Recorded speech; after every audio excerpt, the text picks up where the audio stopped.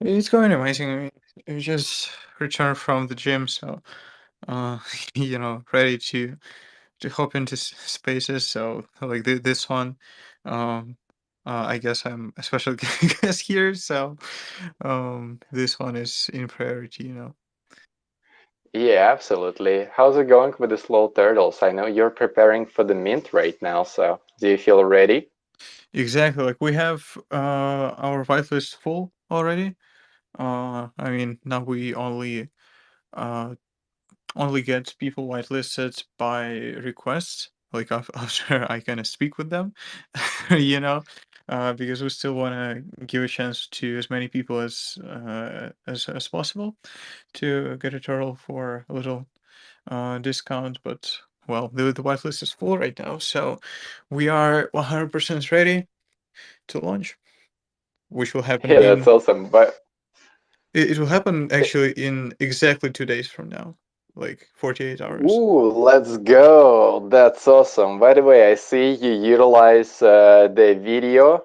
So you bought a template, you put your turtles in there. You've done a wonderful job with this. Looks beautiful. I love your promotional video. That's a good step.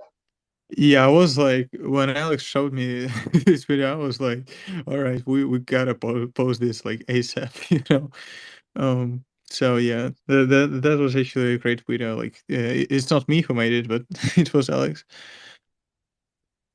Damn cool. By the way, we've getting a couple of requests. I'll bring Poltapka, Benji, and Rumble up, and then we will kickstart. So everybody, make sure that you check the slow turtles, and everybody on stage that is gonna be here, you need to be following them.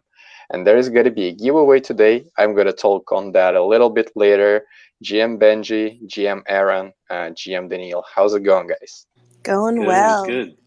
Slow turtles. We're in the same room together at the same time with good connection. Hi. Good to see you. Good morning, Victor. Good morning, everyone. Good to be here. Good morning, good morning. It's nice to see you too. And Benji, Aaron told me that you have not so much time today, so you've got only 1 hour, Yeah, yeah. right? That's true. That's true. Yeah, I just got a couple meetings today, so doing the whole thing, man. Excited to be here, dude, for sure. Thank you so much. By the way, everybody, right now we're streaming on the YouTube. So if you're not Cool. sure how to find our YouTube, I'm gonna pin the link up top to this particular stream so everybody can go and drop the like, because the people actually previous time when we've been doing that went and watched the streams. There's been 55 people that actually watched the stream. That's a big number for the first time we did it. It's kind of exciting. So I'm gonna pin this link up top as well, so everybody can go and check it out. And you let me know if there's any problems with the sound or anything. The picture is supposed to be visible for everybody already.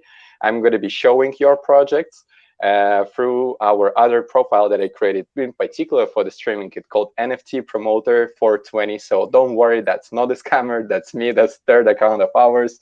And just saying to you all guys, so you be aware. And yeah, I'm going to be showing while we talk the page of the project of the person so that we can have more overview on what they have going on. And we will start today with the Benji. Benji, you're going to be our first speaker. And before we start, everybody, I want to make sure that you all retweeted the room. It's been up top, the first being post, chill and share NFT. You retweet this one so more people can join and get value out of that. And I hope that we will educate more people from the outside of the NFT community. So the purpose why we're doing these streams, why I decided to do that, is simply because I really want to educate new people and bring new people into the industry. Because when they're trying to learn about the NFTs, that's kind of problematic. There is a lot of content, there is a lot of information, there's a lot of noise that going around, and you never know what actually is a good project, how to spot a good project, how they've been built, who are these people. So my idea is to just share this experience with the outside world. Maybe it will help somebody to build something. Maybe it will help somebody to actually get into that. With that said, Benji, welcome to the stage. It's nice to have you with us. I will give you a brief introduction. So for everybody who doesn't know, the Benji is a founder of Tetsuji Game and the Rumbles. So there's a lot of questions to be asked, and they are basically building the mobile application for the other NFTs to battle each other for the other communities on their platform, earning the prizes. But Benji will give us a little more introduction on the Rumble just in a while. So firstly, I wanted to ask you, Benji, tell us, what's your background before you actually started the business? What have you been doing in your life before that all started? And I'll go to your page right now. I will find something from there and pin it up top so everybody can see that too. And then we will get to the Rumble topic as well. Sounds good. Thanks, Victor. Hey, thanks for having me on. Appreciate everybody listening to me right now. So I started doing engineering way back. I actually built my first video game when I was in 7th grade for my my class. It was like a little educational game where you flew around this little bird and learned a poem and such. But that was kind of like the first thing that I started building games on. That was on my dad's Amiga. And then I just kind of kept on building things and making stuff. Got really into music in my 20s. And then I went back to engineering in my 20s and my 30s. Ended up making Tasuji as a company back in 2017. We're now a team of 14, split between the U.S. and Vietnam, and we've just been a bootstrap company, honestly, like building products for various clients and such. And then when we have some extra time ourselves, we've been building some internal products, and that's kind of where Rumble came out. So, I've loved building software for a long time now, mainly mobile apps actually, but lately doing some other VR apps and web apps and such. And I just found that I loved connecting people through play. So prior to making Tasuji happen, I was a CTO for a dating app, and it was just ridiculously awesome to help people hook up and even have some people get married and stuff. And it's just finding that connection and enabling that connection through technology just was really fascinating to me. And then harkening back to my games in history and such, I just knew that I wanted to connect people through play. So that's where we went with this. As a crypto person, I've been a crypto investor since 2016, and got in when Ethereum was $7 a unit and such. And it was just an awesome time, and watching the whole scene kind of grow and do some wild things happening. Made my first NFT in 2019. Didn't really get how I could use it to make something awesome happen. But then this last summer, with the kind of NFT spring that came up, the renaissance that occurred, it made sense to me. I realized what we could do taking the products that we had built and kind of do some hard pivots into the NFT space and really create something that was really compelling. So yeah, Victor, I'm stoked to talk about all this stuff. Obviously, I love the NFT community. I love the crypto community. I love building products to help people engage and interact and connect. And that's kind of where we're at here. So yeah, I'd love to share more about Rumble for sure. That's awesome. That's actually super exciting. So I firstly will ask you a couple of general questions, and then more specifically about you and your journey in general, not only with the Rumbles, but with the NFTs. So you said that you started investing in crypto since 2016-17. So when was actually a first time that you heard about the NFTs, and how did it happen? What you've been thinking, what the hell is NFT? Then you heard it, and non-fungible token. That doesn't even make sense. What is non-fungible? Totally. I guess kind of the first experience I had was when CryptoKitties kind of went through the roof. The ERC 721 standard, the protocol standard, wasn't even codified really. I think CryptoKitties really kind of pushed it forward, but they kind of made the first NFT. So I ended up making my own NFT on Ethereum and such. It was cool.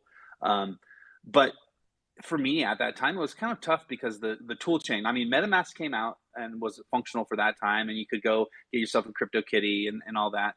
But it just the whole ecosystem didn't feel super mature yet.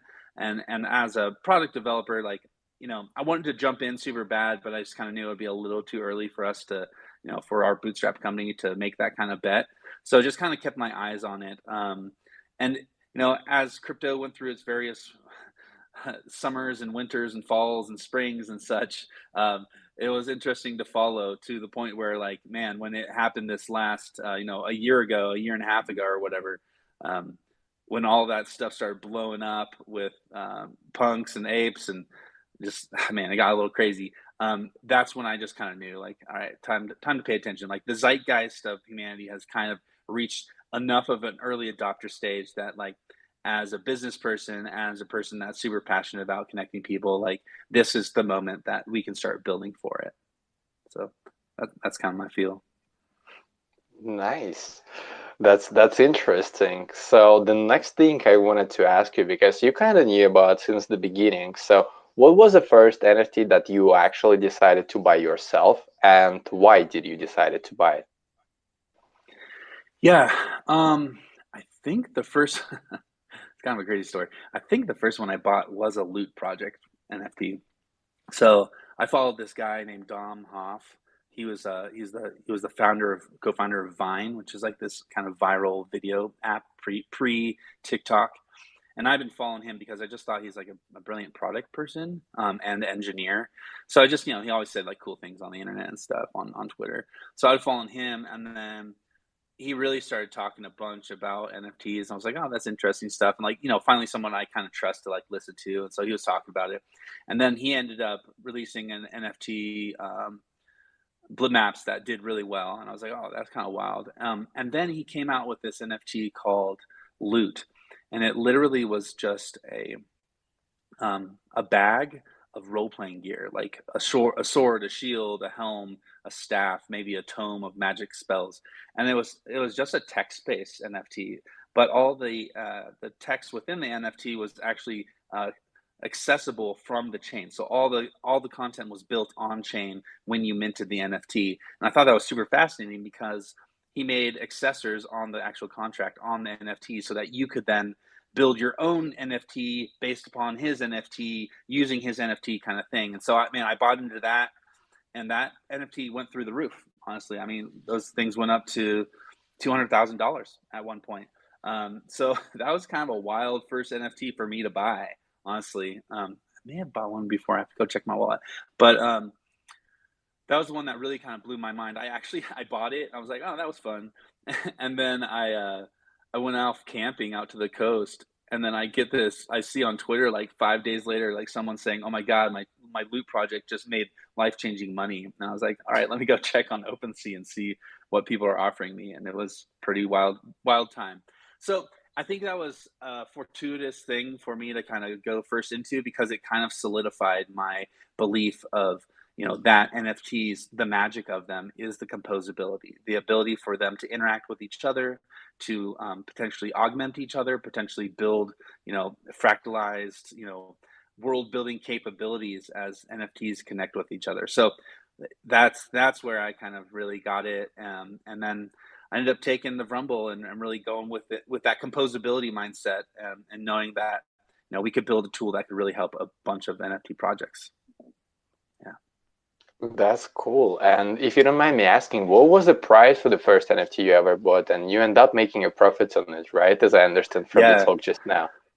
Yeah, it was I think it was like $400. I think I sold it for 70K. So it was a little crazy, man. Ooh, wow. Yeah. That's crazy numbers, It man. was I would crazy. name it luck, but that's the risk you took, right? Right. I mean, it's kind of funny because I'm just like, man, I should have got a few more. I feel like sometimes it's fun to kind of my plan now is just like you end up buying three NFTs. That's kind of the flow. Is if you believe in a project enough, get three NFTs because then you can keep one, you can maybe sell one or two, and just kind of either cut your losses or do well flipping it. So I don't know. It was the first time for me. I wish I'd gotten more, but at the same time, it could have been like a total loss, right? So yeah, it was fun, man. It was really fun. It's kind of mind blowing, actually. Yeah, I absolutely understand you. So another thing I wanted to ask, through the time that you've been into the NFT industry, were there the projects that actually you regret buying? Yeah, great question. Um, yeah, I think there's a couple projects. I mean, I won't say them out loud, but like you kind of FOMO into them because you don't. It's a time thing. Like you don't maybe have enough time. You look at the art, obviously, and you're like, I resonate that deeply whenever I get an NFT. I look at the art. I'm like, God, that's a sweet, sweet set of pictures. Like I love this like whole concept, and so maybe I'll FOMO into that. Um, I guess like buying some of the NFTs, maybe I didn't do like the best like cost decisions on them. I think sometimes looking at pricing is something that one should really do just for making the right decisions. Um, and the writing on the wall for some things, you just kind of have to look at the pricing and be like, is it really worth that? I mean, honestly, yeah, you could buy an NFT, like I said, for $400 and you cash out something huge, right? So it's all a little bit of a gamble, but I do think that like doing a bit more research is just something that I learned with some of the failures that I picked up. I mean, obviously, I still love the art of them, and such, but looking at a community or looking at the utility or looking at just like the follow through and the promises that are happening from the project itself. I've gotten a little bit more savvy on making sure that what they're saying they actually might follow through on with versus like just pie in the sky promises. And I've noticed that if there's a lot of mystery in a project, a lot of mystery, I kind of try to shy away from that because I know that mystery can just be nothing, can be vaporware, right? So yeah, that's something I've been learning. That's interesting. Do you have any examples of the one that turns out to be not so good investment, let's call it this way? Yeah, actually, well, I'll call it one that's cool. Actually, has a redeeming story. I bought into a project called Holy Cows. Really great PFP project. It actually sold out in 5 minutes. It was a 5,000 token collection. Sold out in 5 minutes. They had some really cool mechanics that they were going to be talking about and doing. There was some mystery in it for sure. I think this was definitely at like a super hype moment of NFT sales. I think it was around October or maybe, yeah, October. And actually, it was just a rug, right? Like the founders or whomever ran the project, they just disappeared. So they took the project. The floor price dropped pretty hard. I mean, honestly, the art was really awesome and still is awesome. But like all the cool promises, this really could have been a project, themed around a farm based concept. Really could have been built out really well into a GameFi project, right? Um, and so it kind of rugged out, but was kind of fascinating was to see that because the community was like so passionate about it and kind of pissed off that they got rugged so hard, they actually were somehow able to get in contact with the founders or the creators like 3 months afterwards and kind of wrestle back the project back to being a community owned project. So they got the keys to the all the wallets and such. They got access to some of the assets, and so now it's a community-led project, with multi-sigs and all that stuff. So pretty fascinating to watch that, and I've seen it like slowly come back to life after dying, and now like that roadmap that we all were hoping for, like it's actually potentially coming to fruition because there's still passionate community members that wrestled back the control of it. So that was interesting. I know that there's tons of projects out there that aren't that fortunate, right, where the community was able to get access to it. But it was definitely an experience to watch. That's for sure. Yeah, absolutely. I understand you. Well, with me and one of my bad purchases, it was a different story. So well, I've got two really bad purchases, I would say. So one of them being a rug pull since like the release. Another one Nice. was a slow rug pull when Those are they've weird. been running for like half a year. They've got an awesome community. They've got a gorgeous art. They actually delivered the few steps of the roadmap, and then half year later they just ran away with the money. So I was like, damn. Like, why? You've got 40,000 people in your Discord, like an active Right. members who really believe in what you've been doing. They've been so thrilled you actually delivering the stuff. Why? Yeah. But now I'm looking and I can understand, it gets hard when you already made the millions to actually go and keep pushing, working on something when you already have money. You're not hungry, in this sense. And I think that was the reason for the founders. And it's so sad experience for me. They never get back to life, they literally just run away after half a year of running a project. That's been so sad experience.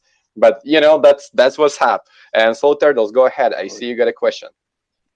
No, it's not a question. I actually wanted to share my experience with one of the projects that kind of I wouldn't call it a rug pull. I don't know, like I wanted to hear what you think about it. So it's called Metal Lizards. I personally bought one or from them, and got a gift from the one of the founders there. So I have like 2 lizards. I haven't sold them yet. So the thing is, they sold out in 30 minutes. Like they had a 4,444 collection. They sold out in 30 minutes, and they had a pretty good roadmap. And well, the thing is, after the mint, so before mint, it was like everything was great. Like the founders were dogs. I actually worked for this project in the marketing team before mint, before their like first mint of their first collection, and then after mint, they literally like fired probably like almost everyone from the team. And I'm sorry, my courier just arrived, so he might call me right now, so I might disappear um, from here for some time. So the thing is, they Okay, I think you got a call. Like that's been the moment, right? Um, Yeah. no worry, no worry. We will get back to you, slow turtles. Don't worry, that's absolutely okay. So I'll continue with the next question. Yeah. Like as the moment right now, Mhm. why do you collect NFTs? Is it purely as an investment? Is it because of an art, or is it to actually support the people? Because the reasoning is so different from many people. So why do you collect NFTs? Yeah, probably initially, I collected them for like a technological fascination. Um, then I kind of went through a phase where I wanted to kind of do the money thing, flipping the money thing, and then kind of now I'm feeling more of it's a buy-in to a community, and that's probably because a little bit of the product that we're building out with Rumble, but it to me it's like it's almost like you're taking your money and you're saying, "Hey, person, I think what you made is really creative and the art's really cool looking, and I like you as a person, as maybe as a group of people, and I think there's something there that we will as a super community kind of keep on growing, and I want to be part of your super community, and you want to be potentially part of my super community." So it's just kind of like a way, this is like a new social experience that maybe I've never had before. Obviously, I went to, went to school, went to college. I have my friends from workplaces that I've worked at, and then I end up working remotely and end up building my company remotely. We're like 14 people and such, but like when you kind of come on to these Twitter Spaces or these kind of real time conversations, and they're focused around art contributions, because I think art is like a sacred experience that humanity makes to kind of expand our consciousness.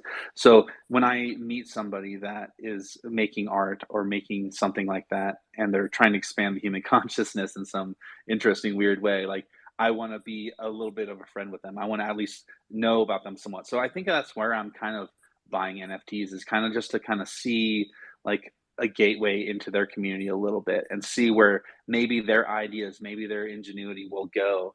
And I want to be, kind of a part of it a little bit. It's like a little fractional part of Benji being able to kind of connect with that person or connect with that community. So I think that's where I'm at right now. And obviously I think the money will follow, because if you end up choosing, even going back pre NFTs, if you buy a painting, or you bought a car, or you bought a piece of music, like that's you flexing your belief in that person's brand or in that person's contribution to humanity. And so I think now it's just like a way more interesting, flexible way to transfer that ownership. And so yeah, that's kind of where I'm at right now. I'm pretty stoked to just be joining communities with the NFT purchases I do. Sometimes I do them like super flippantly. Sometimes I do them, just because I have a feel vibe. And sometimes I really like dig in and kind of hold back until I buy in. That's definitely a thing. That's a nice position. I feel you, because for me it's as well like I've been buying NFTs just to support artists or to join the community. There is nothing else for me right now that I'm looking as a monetary value. Maybe that's my bad. And I mean, I've missed a couple of things, and looking back, of course I would buy them, and going forward I will develop new ways to actually get it. But that's okay. That's my experience, and I feel you, like being a part of the more and more communities that actually can benefit for yourself a lot, as you can go there and chat and ask their opinions, what they think, what their experience been. And if you have 10,000 people reach, that's one thing. But when you get 100,000 people reach just because you're a member of 10 communities, that's pretty big. And yeah, I understand this point. And yeah, honestly, I've enjoyed being a part of many different communities and seeing as the rug pulls as a good projects and understanding the difference from inside and how it shall be looking as a machine. And that's a very interesting process. But I'm telling you, right now is not the same as 30 days ago. So I'm feeling like I'm a little still lagging behind. There's still adjustments to be made. And yeah, that's the challenges on the way. So speaking of the challenges, by the way, Soul Turtles, I see you back. I'm sorry, we'll get to you just in a while, right? So sorry for that. So the next question about the challenges is, what was your challenges when you've been building the Suji game? In general, a corporation, a company of your own. So you started, how was the process of finding the right people to actually join your team? And what the challenges been that you never did before and you never thought even before? Yeah, great question, Victor. So, I bootstrapped it myself, so I had some funds that just kind of live for a year, right? Because I did some savvy investments and worked hard and put stuff away into savings and such. So I started building out an idea that I had, and in that meantime, obviously I like multiple streams of cash flow, so I started pulling in like a client here or there. Um, and then I just started getting more clients. I also had like bigger ideas for the product. And so that's where I started trying to find some individuals that would fill some of the niche skills that, I could do, but like would be great to kind of delegate off and maybe find somebody that does it better than me.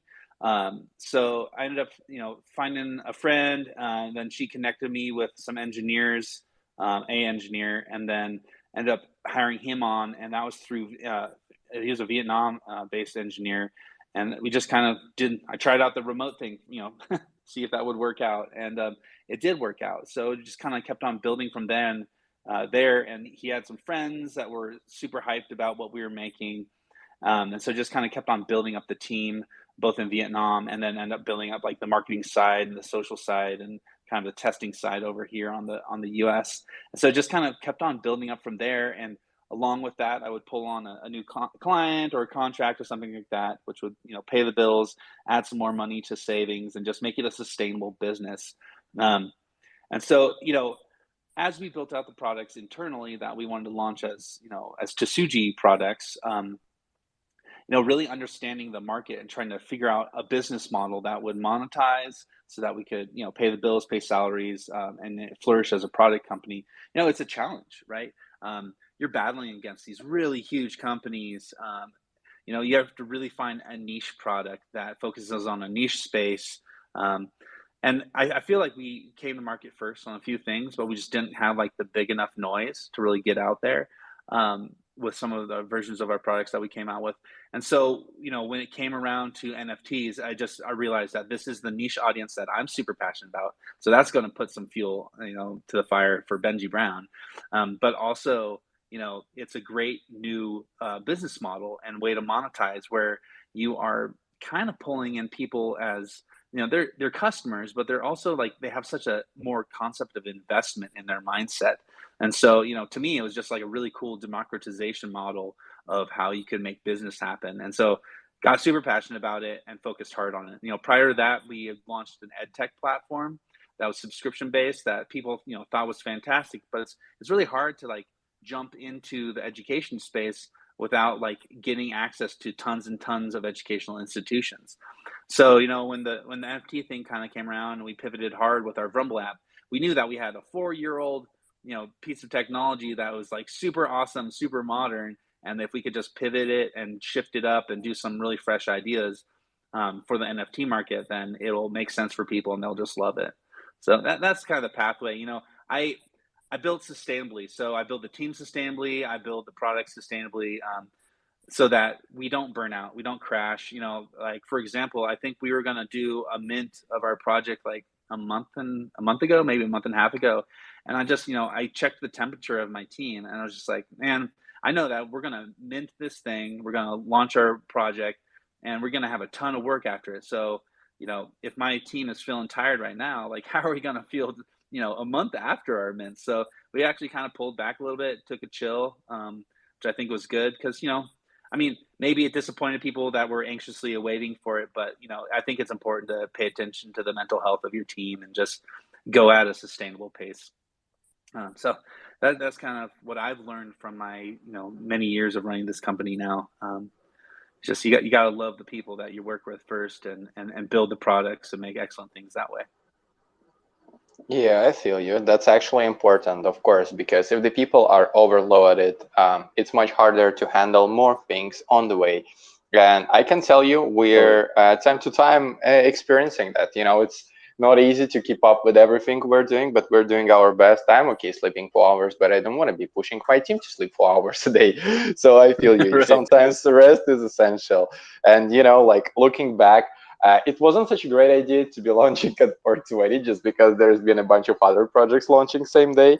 Yeah, yeah. But you never know how it will go. So now I know that that wasn't the best decision, but that's still fine. You know, I'm still here to deliver the value and to actually continue building, because a lot of things that we are building, they're not requiring money, they're requiring time.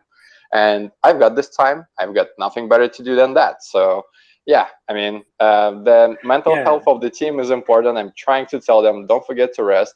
Yeah. I hope they do, but a lot of them also just keep pushing, keep doing things, and yeah, we're heading toward our goals. So for us, for Awesome. Great. example, the first live event is the main priority, as because just simply the people will see that we're real and we actually wanted to hang out with everybody from our Hmm. community. And from there we go to the second step. Then from there we go to the third step. So it's only one step at a time. But Yeah. in the meanwhile, we can deliver all the fun stuff inside of the community. And hosting these interviews is one of this fun side. You know, I wish to educate more people outside of the NFT space, and I'm sure we're providing a great alpha for somebody that doesn't know anything. So going to the next question.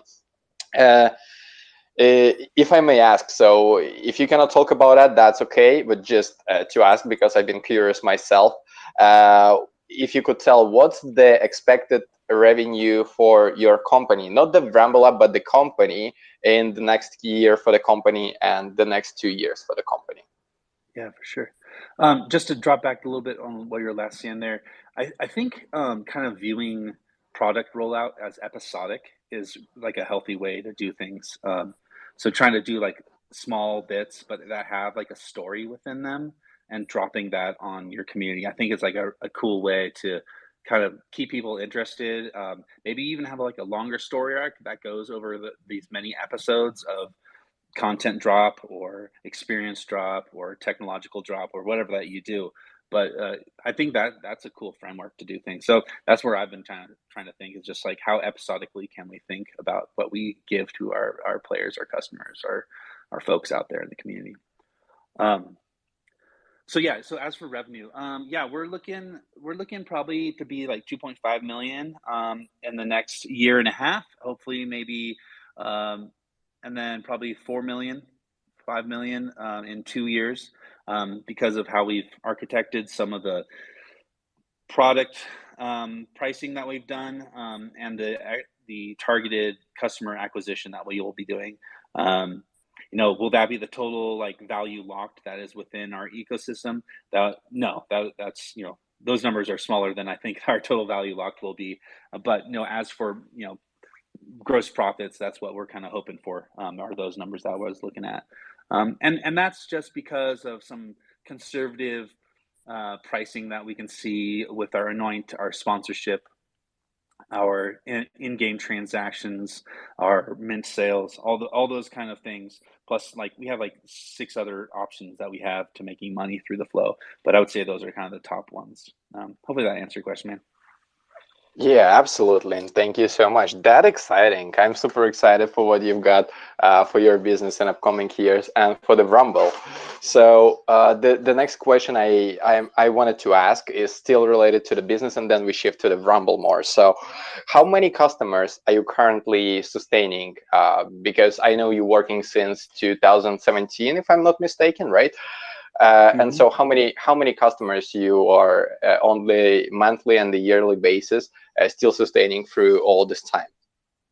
Yeah, right now we have 4 customers, and then our own internal products, and we have a couple more coming on. Actually, I think we're at 5 now. So we're growing. This is, and the last like 3 months has been a pretty big growth time for us. So we've hired 2 people in the last couple months. No, 3 people. 2 people in the last couple months. So and we're hiring another individual very soon, another game developer.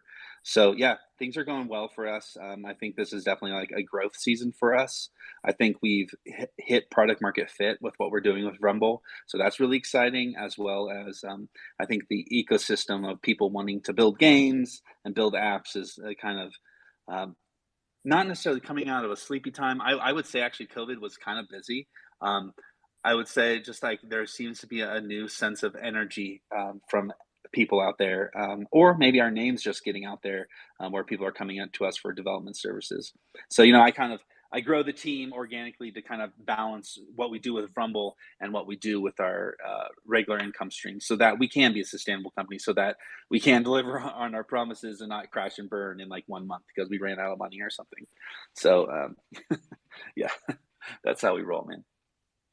Absolutely. So speaking about the Rumble, you've created the project with idea in mind to actually create additional revenue and unite many communities. So I know that the Rumble being already in 2.0 web. So how was this shift from 2.0 to 3.0 web, and like what the challenges you met on the way till now? Because I know it's not yet released. You're still testing everything. You're still developing everything. So what's the challenges were that maybe you didn't expect it? Yeah, for sure. And just to clarify, it's 3.0 is out right now, and that's just kind of like a social app with some video chat games and such. The 4.0, which will be Rumble, the NFTized experience is like drastically different and bigger and such. So from a technology standpoint, I saw this new niche of customers that we could go after, and that they would really enjoy this tool to provide engagement to their collections, to other NFT fans, and people that want to really kind of battle and play to earn and such. Um, and so I knew that the technology that we had within Rumble, the ability to video chat while playing with people, the ability to live stream that video chat while playing these mini games with people, the ability for us to inject multiple types of video games into the platform, so we can keep on having an expanding portfolio of mini games that people can play.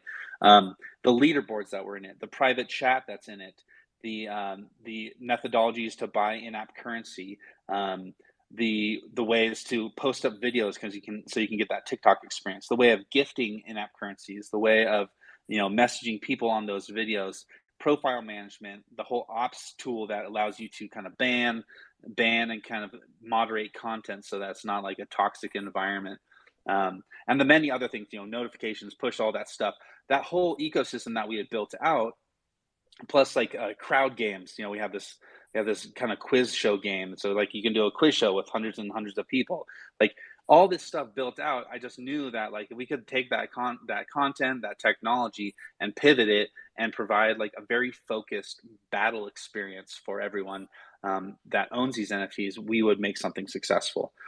So that's what really made sense for me. So I kind of went back to the drawing board, figured out how to really leverage friend connections, because that's something I think is really fascinating about social apps, is that the friend connections are where you get that network effect that happens. So we said, okay, you take your profile, you end up built out this system to anoint an NFT, which gives it mystical powers on the blockchain, and then you're able to equip that anointed NFT to your profile. Now, you would expect in like a normal game, like you could gather a bunch of these NFTs and like you can make like a battle deck of these NFTs. But what I wanted to do to make it different was that you need to collect a bunch of friends, and whatever NFT they have equipped, you then make a battle deck out of your friends and yourself, and that's what you get to play with. So it's like really, really socially driven on how you become victorious in games, because you're leveraging Victor's and Stone Tiger that he has anointed with mystic powers. I'm leveraging Matt and his Sporos NFT that has mystic powers, and they're my friends, and so they're in my battle deck, and I'm dominating in the battles that we have within Rumble. So that was kind of the focus of what I needed to do when I went to the back to the drawing board. And then we need to build out that system so that it fit within the already pre-existing Rumble system. And then, of course, coupled with the smart contracts that we need to write out so that this is an on-chain game experience that we can leverage, a token economy for, so that people can play and earn and do the things that we think is inspiring as a Web3 game. So that's interesting. So another thing, because I watched how you actually been shifting from one to another. Right now, you're actually building on the AVAX, and originally you've been planning and going for the Ethereum. So why you decided to shift from the Ethereum to particular AVAX, and was it actually challenging to be changing the entire smart contract and the way you develop to actually get it done on the AVAX instead of ETH? Yeah, good question. So, obviously Ethereum is like a large part of the NFT market at this place. So I think that was where we initially kind of went out there like, all right, let's drop some characters and see where this goes. As we were preparing for that, I really saw everyone was kind of complaining about the gas prices that were happening on Ethereum, and just like honestly, the transaction speed on Ethereum is kind of slow. It's pretty slow actually. So I was trying to find alternatives that would provide. Hold on a second.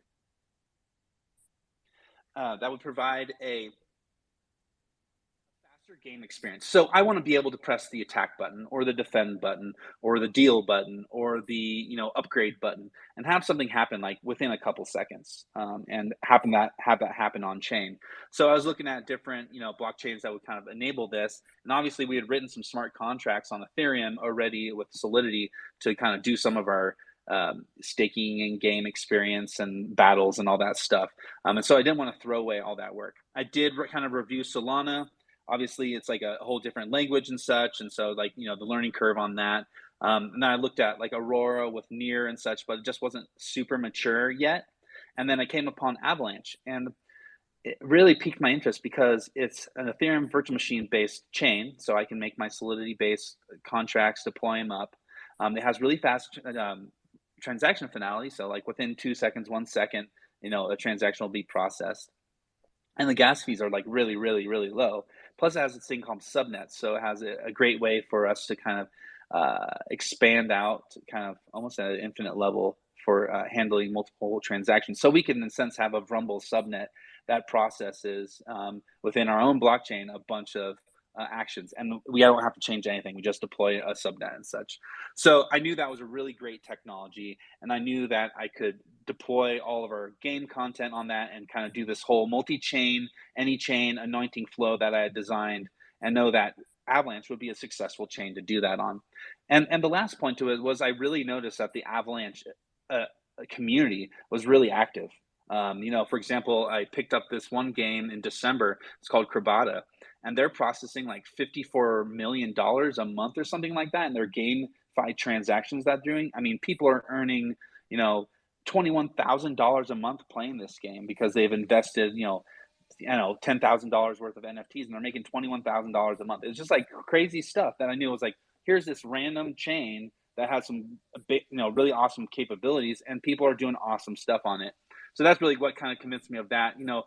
For me, I'm very much a multi-chain kind of concept person. Like I think we're going to just be operating in a multi-chain reality. So it's really about like, what can you deliver and ship now that provides utility and functionality for folks that want to interact with your stuff, and how can you make that multi-chain? And so that's where we went with Rumble, and I think it was a really wise decision. Definitely, Victor.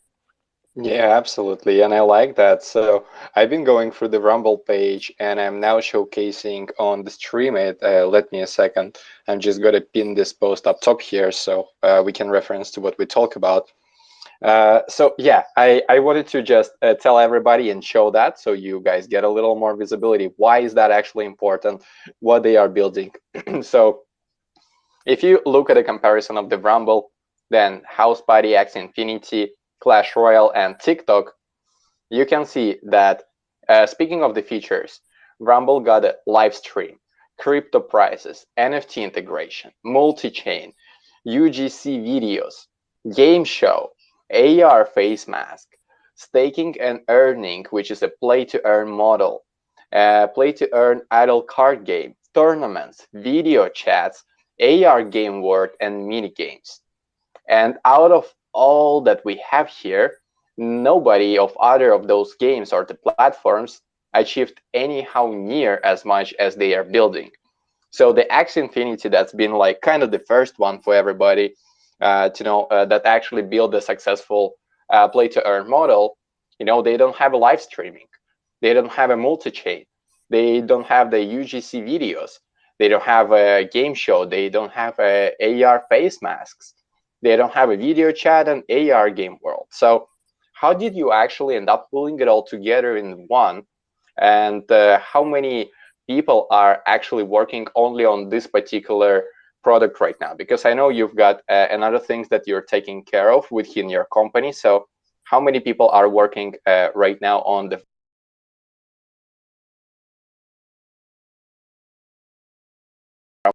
for 4 years. So a lot of that stuff, like for the live streaming, for the game show, the AR face masks, the video chat part, the AR game world, and the mini games. Those are kind of things that we had kind of probably 90% or 100% already completed.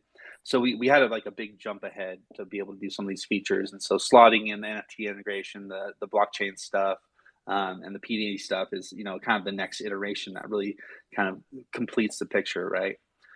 As for people working on it, we have was a team of 14. So we have, I think, about six people are full time working on this right now. So we have a game developer, we have an iOS and Android developer, we have a backend developer, smart contract developer, and a web developer, all working on this project right now. Plus art, of course, we have artists building out various models, rigging the models, building the marketing material, levels and such. So yeah, I mean that's why we're expanding our team again because we want to be able to kind of accelerate on this. If we could assign more people to for the project, I would definitely do it. Obviously, you have to do it at a sustainable pace and keep our clients happy and such. So yeah, I mean we're moving nice. We're hustling. So looking forward to it. Definitely, it's always interesting to in the middle of the week kind of see all the progress that has been done. I mean, we track our content through GitHub projects, and it's just like, man, the number of cards that fly through of people being like working on it, in progress, dev complete. It's just like pretty awesome. It's a lot of work to build a project this size, and so just lots of hustle happening, And I think to make something successful like that, you need to make sure that you kind of design it clearly from the beginning, clarify as you move through the project on like what kind of functionality and what kind of aesthetic you want to have, and then just really kind of keeping a tight loop with the development team so that it's getting built in the way that you want it to be built, and that it's built to scale and built to hopefully be as bug free as possible. Absolutely, that actually super exciting. There is a lot going on. And by the way, everybody, if you don't know yet, the Rumble will be having on their Discord, it's going to be 29th April, the EMEA, where you can actually ask your questions. You can participate in some cool giveaways. They can explain you further and deeper about the project in particular and about their NFTs as well. So if anybody interested, 29th April, you can join, you can check this out. I will see if I already pinned it up top. I'm just to verify that I did. I think that was before the last one. Yeah, it was the previous from the last pin post up top. So make sure you join their Discords and you check this out. So the another thing that I want to ask you is more like a general question once again. So let's start with a fun one. So will Elon Musk start another bull run right now? What are your thoughts on that? I don't know. I wonder. To me, it's kind of interesting. I know that a lot of people are like super stoked that he's buying Twitter. Um, I don't know if he's actually going to finish the buy of Twitter. That's what's interesting to me. I think also it's kind of weird to like be trumpeting free speech when it's kind of going to a centralized single person in a weird way, you know? So like I'm like a super fan of decentralized stuff. So like I would prefer a social network that is as super decentralized as possible. I mean, obviously, Rumble's not super decentralized, just because of just like architecture and such. But you know, I would love to see maybe maybe Elon Musk will turn Twitter into a more decentralized um, social platform so we can communicate with more freedom and such. But I wonder where it's going to go. You know, is it going to create a bull run? I think if the Tesla investors like change their tune and just like think this is a good idea. I think it's a brilliant idea for Elon to own some type of media platform like this, but then very much makes it like a loudspeaker for Elon, which maybe it's already been and now he just owns it. I don't know, man. Something like that. Yeah, I'm just curious because that's exciting. He will add the Doge emoji, and then the Oh Dogecoin will yeah. just go insane again. It already went like within an hour, like 12% up. That's already been insane. Oh, for sure. I've been watching this unfold, and I'm like, damn, what's happening here? But yeah, so another thing I wanted to ask you is so something you wish you knew when you started in NFTs, something that would make your journey maybe a little better, faster, maybe end up making more money, something you wish you knew since the beginning. Yeah, I mean, I think I wish I had like paid attention a little bit sooner. So, I was seeing, kind of NFTs really kind of blow up in January of 2021, I think is the date. Is that what it was? Yeah. It's January 2021. That's when I really started seeing like things get a little crazy. Like definitely in March it got crazy. On the house party and stuff. I got on the house party, not house party, sorry. What's the clubhouse? And it was just like showroom after showroom after showroom, and I think I just wasn't in the headspace to like kind of listen or key into those communities. Because it just felt like a crazy like car sales pitch, like going to a used car sales site and just being like, wow, we're getting pitched all over the place. But I think if I had been able to kind of step away and get like a more higher level visibility and just like listen with better ears, I would have seen like, oh wow, like there's something super crazy going on here, especially with like some of these NFTs, and buy in and such, and just get in the mix. Because like I had plenty of, Ethereum to buy in. I just didn't do it right. So I guess from a money standpoint, maybe I just was hoping I could, pop in and get some of those early ones. Like get some doodles, get some cool cats, get some bored apes, get some kaiju kings, get there's just some really cool blue chip ones to get, and I still think that's an ability to do that. I think there's still like super blue chips that'll come out of nowhere to be awesome, but it's a little harder now. Do I other things regret? I mean, I don't know. I've had a pretty fun crypto experience, honestly. I think I have been observing it for a while and having a good time with it. I've been talking crypto with my friends, with my acquaintances, with the people I know. I mean, I have people messaging me, like I had a dude message me like 6 months ago, and he was like, "Man, I need to take you out to dinner because that you talking about Ethereum in 2016 and 17 has made me a very, very wealthy man." I was like, "Yeah, dude, you should take me out to eat." Like I don't know. It's fun. It's like been a good time. Obviously, it's been a good bet. I've had some losses for sure. Like I've bet on some altcoins that were not the winner, right? But all in all, it's worked out well. So I don't know. I'm having a good time. I think it's still a really good time to get into it. I don't think it's too late. I don't think we've hit the mainstream yet. So I think there's still some upside on all this stuff. I mean, obviously, yeah, do your own research and all that stuff. But I'm happy with where I'm at. Yes, I could have always started earlier and bought Bitcoin in 2011 or something like that. But I'm good with that. Where I'm at. I wish I bought the Bitcoin back then. I knew about it. I'm gonna tell you, Oh yeah. like 2016, we've been having fun talking. I was studying technicum back then, and we've been talking like, hey, shall I buy the Bitcoin? It's like at 2K or something. Like that, maybe that'd be a good purchase. And now seeing that's like floating around like 40K, going sometimes to 60K. I'm Oh yeah. looking back and it's like, damn, that was so obvious. What I've been thinking about, I knew about this thing already. It wasn't new to me. I already discovered. So why didn't I take action? I actually really had money for that as well. It's not something that I would put, my life savings or anything like that. No, but yeah, that's something I also didn't do. So another question I've got to ask you, and I think that the kind of the last one. So after that, we can just get a little more introduction of the Rumble in general, like you always do, so everybody can just follow up with you and actually know where you're going, how soon everything is happening, what you're focusing, just the introduction of the Rumble in the end. So before that, I want to ask you a piece of advice that you would tell everybody that right now watching this stream. What would it be? Well, definitely go into the Rumble Discord. That's my first advice.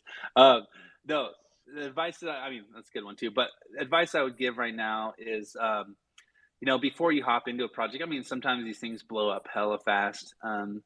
I would, really dig into the research. Try to see if you can figure out if there's a sense of euphoria that's happening with the project, and be careful about investing into euphoria. That's kind of one thing I've learned. That's where I've kind of made my bad decisions, is investing into euphoria and that FOMO experience. Just kind of be as more grounded as you can when you're kind of popping into stuff, and then just take time out for yourself. I think go on hikes and stuff. I think that's super important. Um, there's such an exciting time, and we feel like we're going to, like, if we don't pay attention at 24/7, we're gonna like not get the cool thing or do whatever. But I think if you just like go out on a hike and like realize how beautiful the clouds are and such, that's a really good thing to do, because that's what the living is all about. That's kind of where I'm at, is like make sure there's like that good balance. That's where I kind of focus on. That's my bad. Yeah, absolutely. That's a good piece of advice. Once again, don't invest in the euphoria. If something already went insanely up, that's probably the wrong time to buy. The right time was to buy when Probably. nobody knew about it, right? Yeah, that damn Bitcoin, man. Yeah, like I that's remember just my one of the examples. I was working at this mobile engineering lead guy at this one tech firm I was at, and one of my Android engineers, he had a Bitcoin mining operation, and like all I needed to do was, I chatted with him a bit about it during lunches and stuff, but all I needed to do was be like, yo, like, can I come over and just check this thing out and get a little bit more, mentorship or education about it? And that's how you kind of step in. Like, for example, when I started doing that Ethereum investing back in 2016, like that was because I had a buddy that was like, yo, this is how you do it. This is how you do it. And I'm a super tech person, right? But it required that little hand holding to happen, for me to like get my Ethereum wallet and all that stuff set up, and find the centralized exchange to get it from, all that stuff that like no one knew about and there's not much education about. So you know maybe if you're a person that is like a little bit savvy, or you've stepped into it, maybe you're in it to it for like a month or 3 months or 5 months or 8 months or whatever you are, like go find somebody and be like, yo, can I just show you how this works? Because this is kind of like life changing crazy technology that will become pretty mainstream, in the future very soon. And so, maybe just give back a little bit to people that don't know, and they'll thank you in the future. Honestly, they will. So, Yeah, absolutely.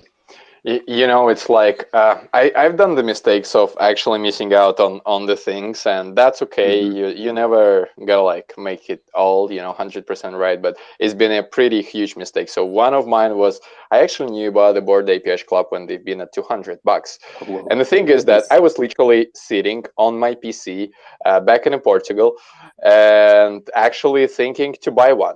But then I discovered that there is a gas fees, and let me explain. I was okay paying $200 for the JPEG. I wasn't okay paying a gas fees. My thought was like, Right. who the hell would pay for the gas fees? Like, who the hell would pay for the transaction? That doesn't make any sense. Where's the Bored APH Oh yeah. Club right now? Yeah, and it's like, yeah. Then another one was Methers. They've made sense since the beginning. They've been just the joke floating around. and I knew about them. I don't know why I didn't mint one. Then Invisible Friends, I saw them, and it makes sense since the beginning too. Then the latest one is like, I don't know why, probably just because I don't have enough funds for that. But the Rich Fox Club, which is the pro trader, a bullish trader, is actually creating the project. So, I just missed out on this one, but it's not that I didn't believe in that, but I would like, pay a little more attention, like maybe win the giveaway. But I didn't. So that's another one pretty big one that I missed out. And I think going forward that's going to be a very, very cool project. And the first gen of theirs is amazing. So yeah, that's pretty much all with the questions today. And now, yeah, can you just give to everybody in here and everybody who's watching this stream the general overview of the Rumble, the introduction to your project, to your NFTs in particular? Yeah, for sure. Can you see that? Let me okay? Yeah. Okay, great. Yeah, thanks, Victor. Super appreciate you having us on, doing the interview questions. It's fun having the deep questions happen, man. So just to let everybody know, if you don't know, Rumble is a group video chat and live streaming esports game show platform for NFTs. So you pretty much could take your NFT from Ethereum or from Solana or from Phantom or from Polygon or from Terra Luna. You could anoint it on Rumble, which is on the Avalanche chain, using a thing called a Rift Sparkle. It's kind of like a magical potion or magical sparkles that give your NFT on-chain mystic powers. So maybe like a fire or a water mystic or an aether mystic, or maybe even a dual mystic. Maybe it's a shadow, a sun mystic or something like that. It then has a power level. You can then take that NFT that's now anointed. You can go into Rumble, you can equip it to your profile, and you can participate in a bunch of little mini games, battling it out, winning Suji, which is our ERC20 token on the Avalanche chain.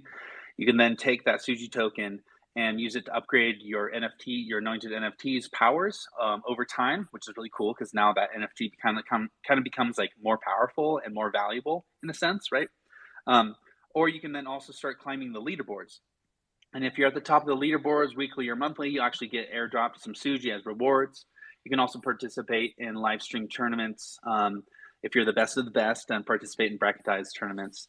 And so, yeah, looking forward to all that stuff. We have some really cool methodologies to encourage entire collections to join into Rumble, and that's through our sponsorship flow. So you can pay to become a sponsored collection, which Stone Tigers is, and you can drop in, and then anytime someone anoints an NFT from your collection, you, the sponsor, and or the person anointing their NFT actually gets airdropped some Suji as kind of a rebate, which is really fascinating because Suji is kind of like the lifeblood of the whole Rumble ecosystem.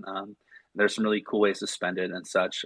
There's ways to do crystallization, so breeding of your anointed NFTs to kind of produce more Rift Sparkles and such. So there's a whole crazy ecosystem. I would definitely check out our docs.rumble.io or just go to rumble.io and you can read all about it. We also have a premium set of characters called Rumblers, which kind of start off already auto-anointed with their own mystic powers and their kind of elevated power level. So they start off at level power 4 or level power 2, which is higher than the level power 1 anointed NFTs. And those Rumblers also give you access to purchasing a floating island, which is for our augmented reality game, which lets you kind of decorate your island, social hangout real time with a bunch of people, and it also gives you permission to host your own tournaments. And that's going to be dropping in Q3. So yeah, lots of stuff is happening with Rumble. We're always going to be adding more and more games. We love partnerships. We love doing the whole sponsorship thing. So if you're interested, follow us on Twitter. Join our Discord, and reach out to us. And we love chatting and talking about potential collabs and all that stuff. Super appreciate having us on, Victor, man. Thanks for all the questions.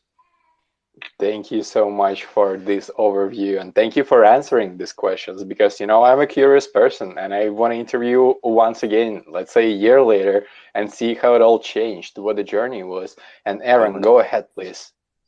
I pinned up a tweet really quick just because we do have that AMA in Discord on Friday, but like the really cool thing about it is that we are we're doing an app walkthrough of Rumble in that AMA, and that's why we're doing it on Discord, so that Benji can share the screen of the app. So anyway, it's the first look at what we're building, what we've been building, what exists, and then we'll also be doing like a Rumbler giveaway, which is I think our first actual Rumbler giveaway in that event. Totally. And if you interact with that post up there, we'll do a Rift Sparkle giveaway on that post as well, where you can anoint any of your NFTs into Rumble. So that's a kind of it's a big day for us. So please share it, invite people. We're really excited to kind of reveal, a little peek into what we're actually making here. That it is real. It's a real thing. Yeah. Everybody, you heard them. Make sure you retweet all of those pinned posts up top. Make sure you've done it. Make sure you've joined their Discord. They're actually doing a lot of giveaways for the Rift Sparkles once again in there. And maybe you are one-on-one artist and you would love to add the utility to your art. You can anoint it the same way using your Rift Sparkle to their app and battle with that as well. So it's not only the PFPs, guys, everybody in here. It can be done with any NFT. That's the beauty of this platform. And Benji, that's awesome overview. That's an awesome information and alpha that you're dropping in here. So any couple last words before we go to the next speakers? Feel free to shoot, man. No, just thanks for having us up. Yeah, check out our socials and our connections. Love hanging out with people. So stoked to be working with you, Victor, and all the luck, man. And keep on minting those Stone Tigers, everybody.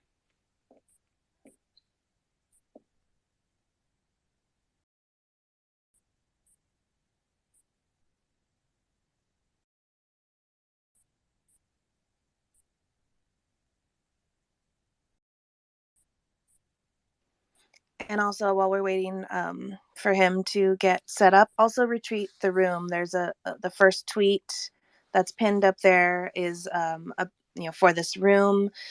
Send it to DM it to some people, because wow, Victor, like this is, it's so great to go deeper, like Benji said, to get to some of those deeper questions.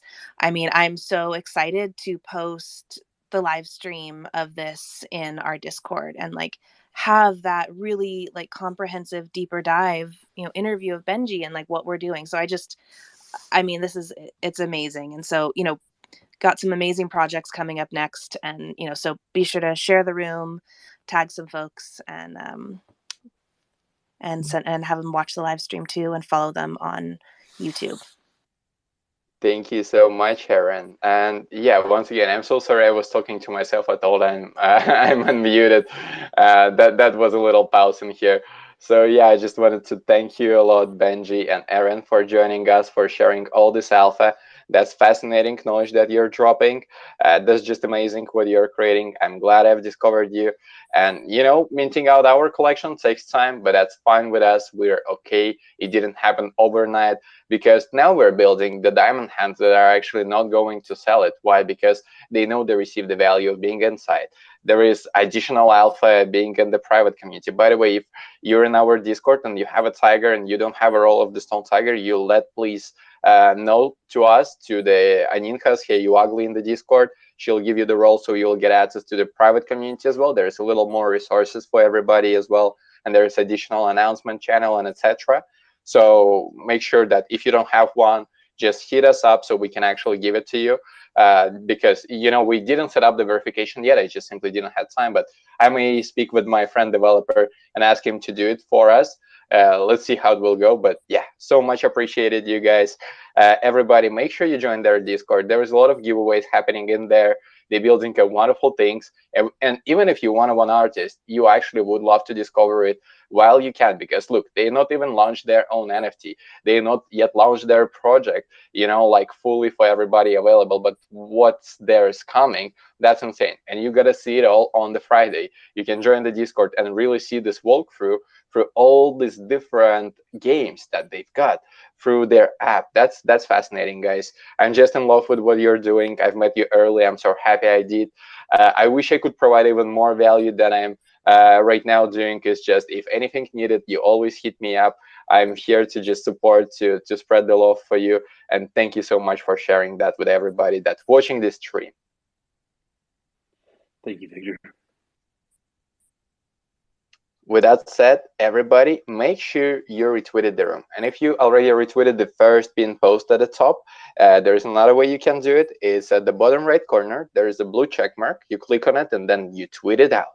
I wanted to give a shout out to everybody in the room.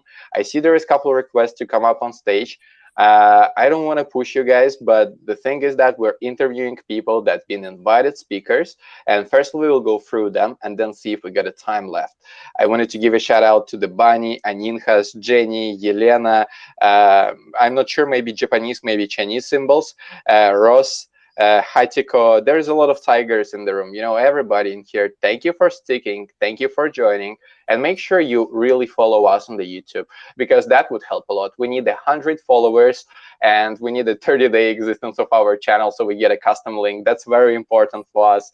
You know, I want to go really big with this YouTube channel and just constantly been putting content. Every single day we're going to be uploading one video. I'm telling you, we're going to be keep doing that, and it's going to be beautiful. And then I'm going to be creating also the content, just giving the brief overview of the couple projects. I probably going to do it first time this weekend. Let's see how it goes. So yeah, thank you everybody for joining. We're going to the next speaker, Benji. Much love. I love what you're doing. And by the way, Benji and Aaron also holders of Stone Tigers, as the Slow Turtles as well as and Paul Tapka and all the tigers in the audience. So if you don't have yet a Stone Tiger, get it now, because later that can be something that you wish you joined before, and not because of making money. No, I'm telling you, that's not the quick flip. That's not a quick investment. No, that's if you want to join this private club. You will benefit a lot just being a member of this private club. So with that said, we're going to go now to the Slow Turtles, and the next one will be Fitted Fellows. And I hope a couple more speakers will join us today. I dropped them the DM. I'm not sure what they're doing. Maybe they're a little busy with their families. But I hope they will come in tonight and spread some more alpha with us. So, Slow Turtles, welcome back, man. Sorry, you got rugged for a second before. You got a call, if I'm not mistaken, right? Slow Turtles. Can you hear me, my friend?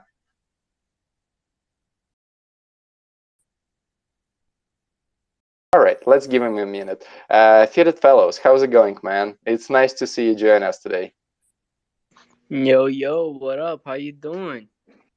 I'm doing good. And I see, by the way, the Slow Turtles just got wrecked, so I'll bring them back up. So we can go with you firstly, because I remember I've been speaking with you before. You really wanted to join and be interviewed. There is probably a lot that you've got to share with us. And I see you creating the collection of your own as well, if I'm not mistaken, right? And we got to interview now the Slow Turtles, and then we got to go to you. But just to say GM and welcome to our stage, welcome to our space. And how do you feel of the energy going in here? You like it, you dislike it? Please let us know. Comment down below on the YouTube as well, guys, if you like this content. So, Fitted Fellows, how do you feel? Yo, I'm feeling amazing, man. Hearing all these projects and talking about NFTs, just makes me really happy, And I'm happy to hear Slow Turtles. They gonna be minting in 2 days, baby. Let's go, Slow Turtles. Happy for you, man. Wishing you the best of luck. Let's hear it. Yeah, GM Slow Turtles. So, how's it going, man? You're back, you can hear us?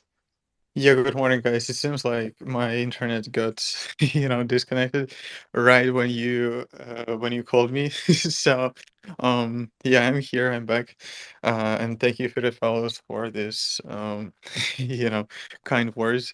And yeah, it's true, guys. We are minting in 2 days. Actually, less than 2 days now. It's like 47 hours or whatever, like less than 47 hours. So.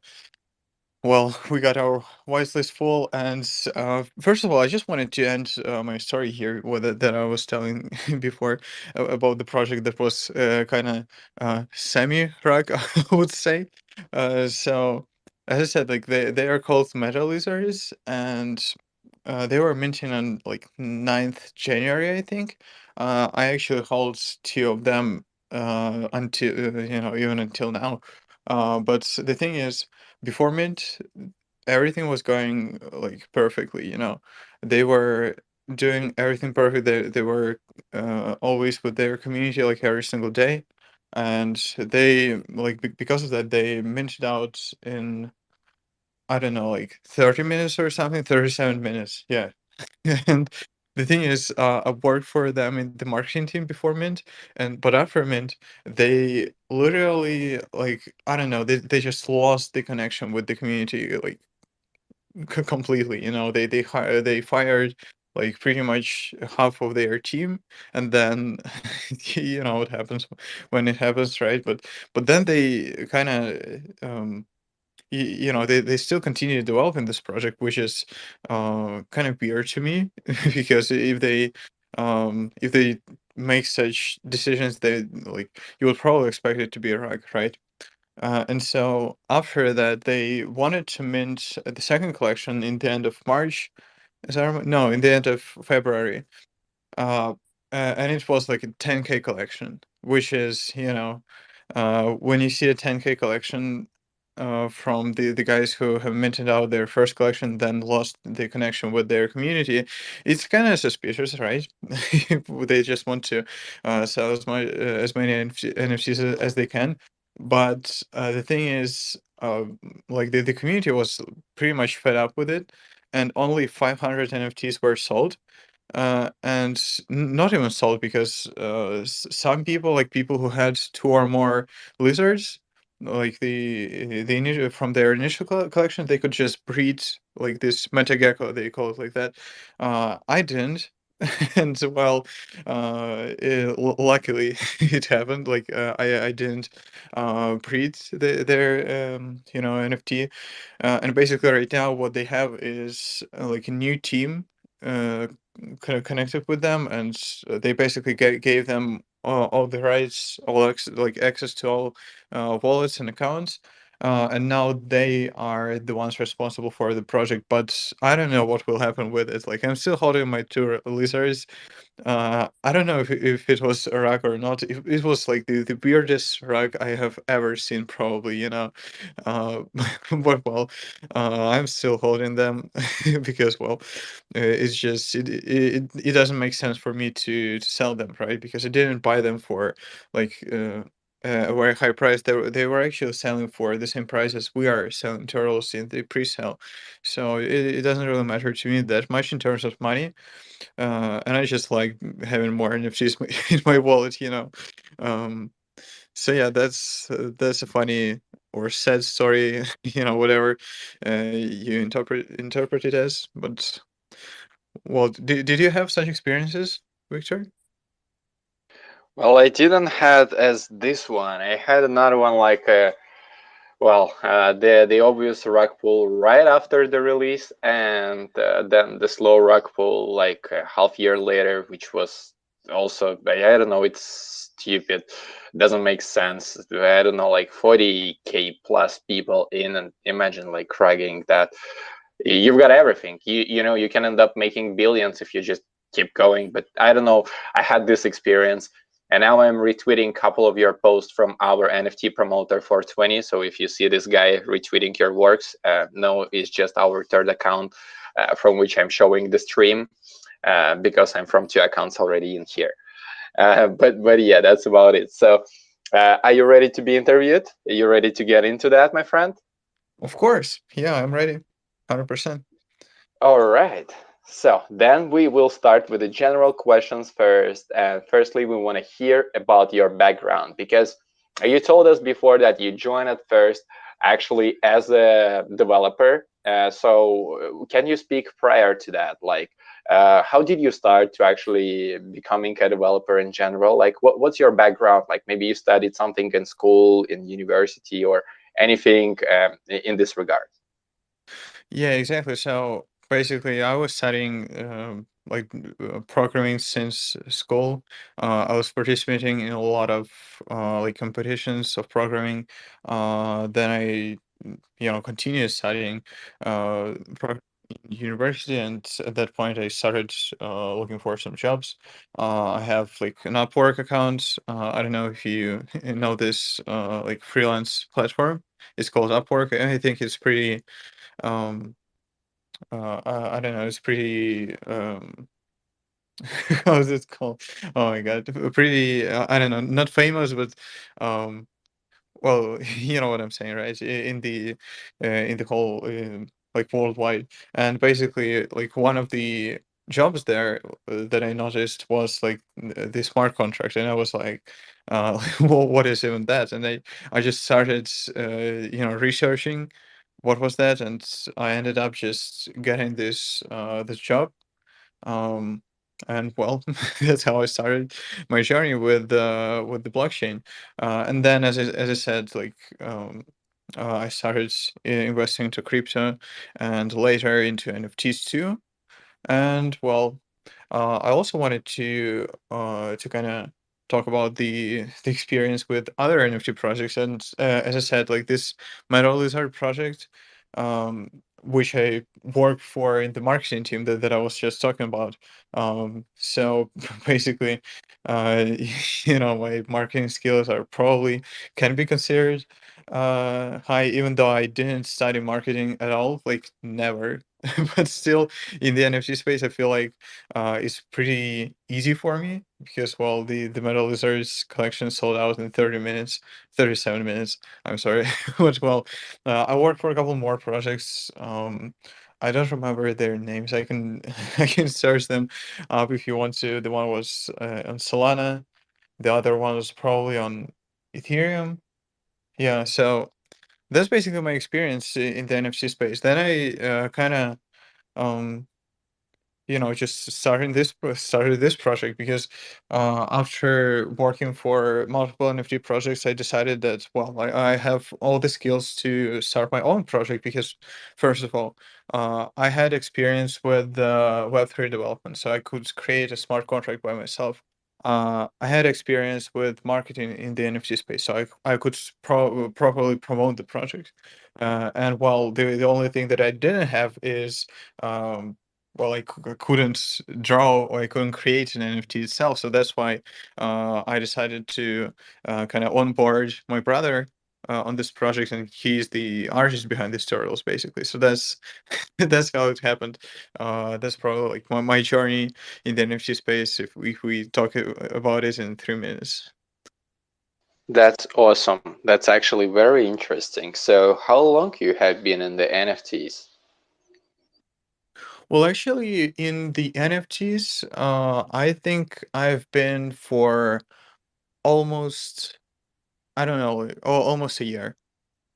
So not really that much. I was in crypto for a little longer, but in NFTs, I didn't start. I mean, if we are talking about the investment into NFTs, right?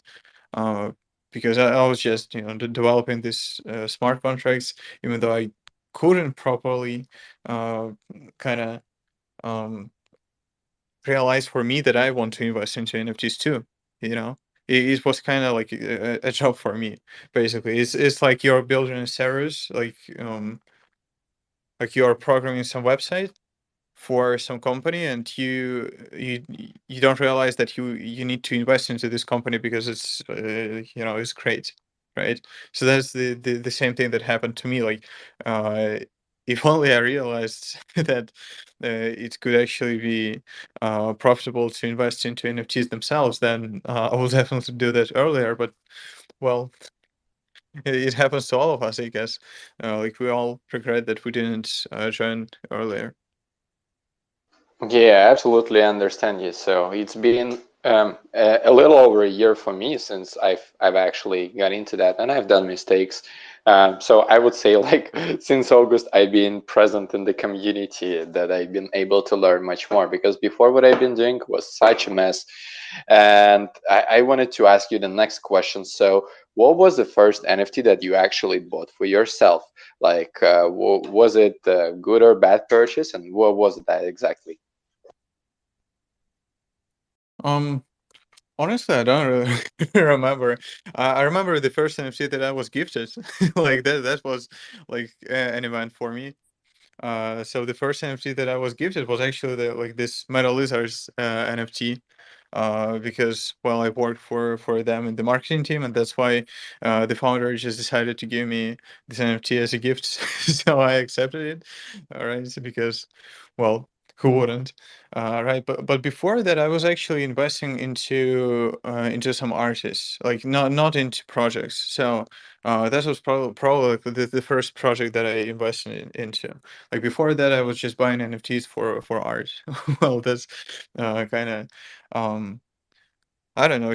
It's just I was enjoying this art, so I bought these NFTs. I think I pretty much sold all of them by now, but well, I kind of started investing into art recently again, like with the Twitter Spaces, because previously I didn't realize that there were these Twitter Spaces, and I don't know if there were any like at that time, um like in summer, for example, of 2021.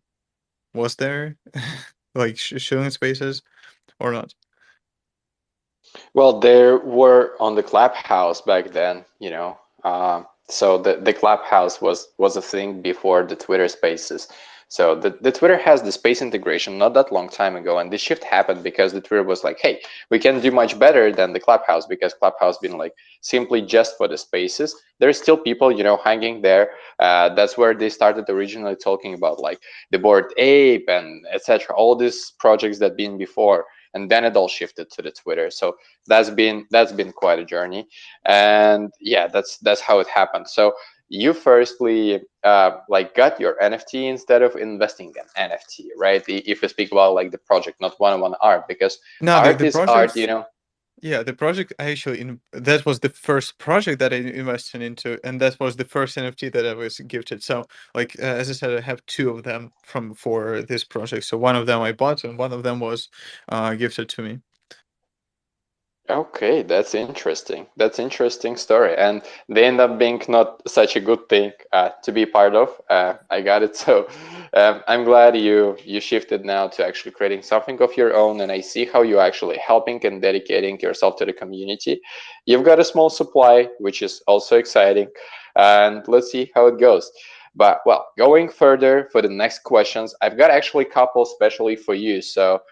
Um, how did you get into the Web3 development? You already explained kind of, but where did you start it actually learning? Like, was it you started right away with the Solidity? Was it firstly HTML, CSS, JavaScript, or how did you start with the development? Like, which languages you start to look at first? Well, I actually knew like HTML, CSS, and JavaScript before that. So the only thing that I needed to learn was Solidity, and well, that's what happened. Um, so it's kind of I don't know what to tell more about it. I don't think it's kind of something that people enjoy listening to because people just don't enjoy programming in general. I wanted to actually talk more about the supply that we have, since you mentioned that we have a low supply. So the thing is, initially we didn't want to have low supply. We wanted to have like 3,333 supply. But then we realized that it's much better to have like a quick mint, because when you have a large supply, it might result into a slow mint. So we decided that it's better for us to have a quick mint, and especially like mint three times, because we want to like mint out this first batch like very quickly, and then use it as a marketing kind of thing for the next batches to sell out even more quicker, because people love when the project already has some success, and well, they are more likely to invest into it, but at the same time they won't be able to invest into it at the same prices as the first minters do. Yeah, that's exciting. What you've done here. So your way of thoughts was like going for the smaller supply.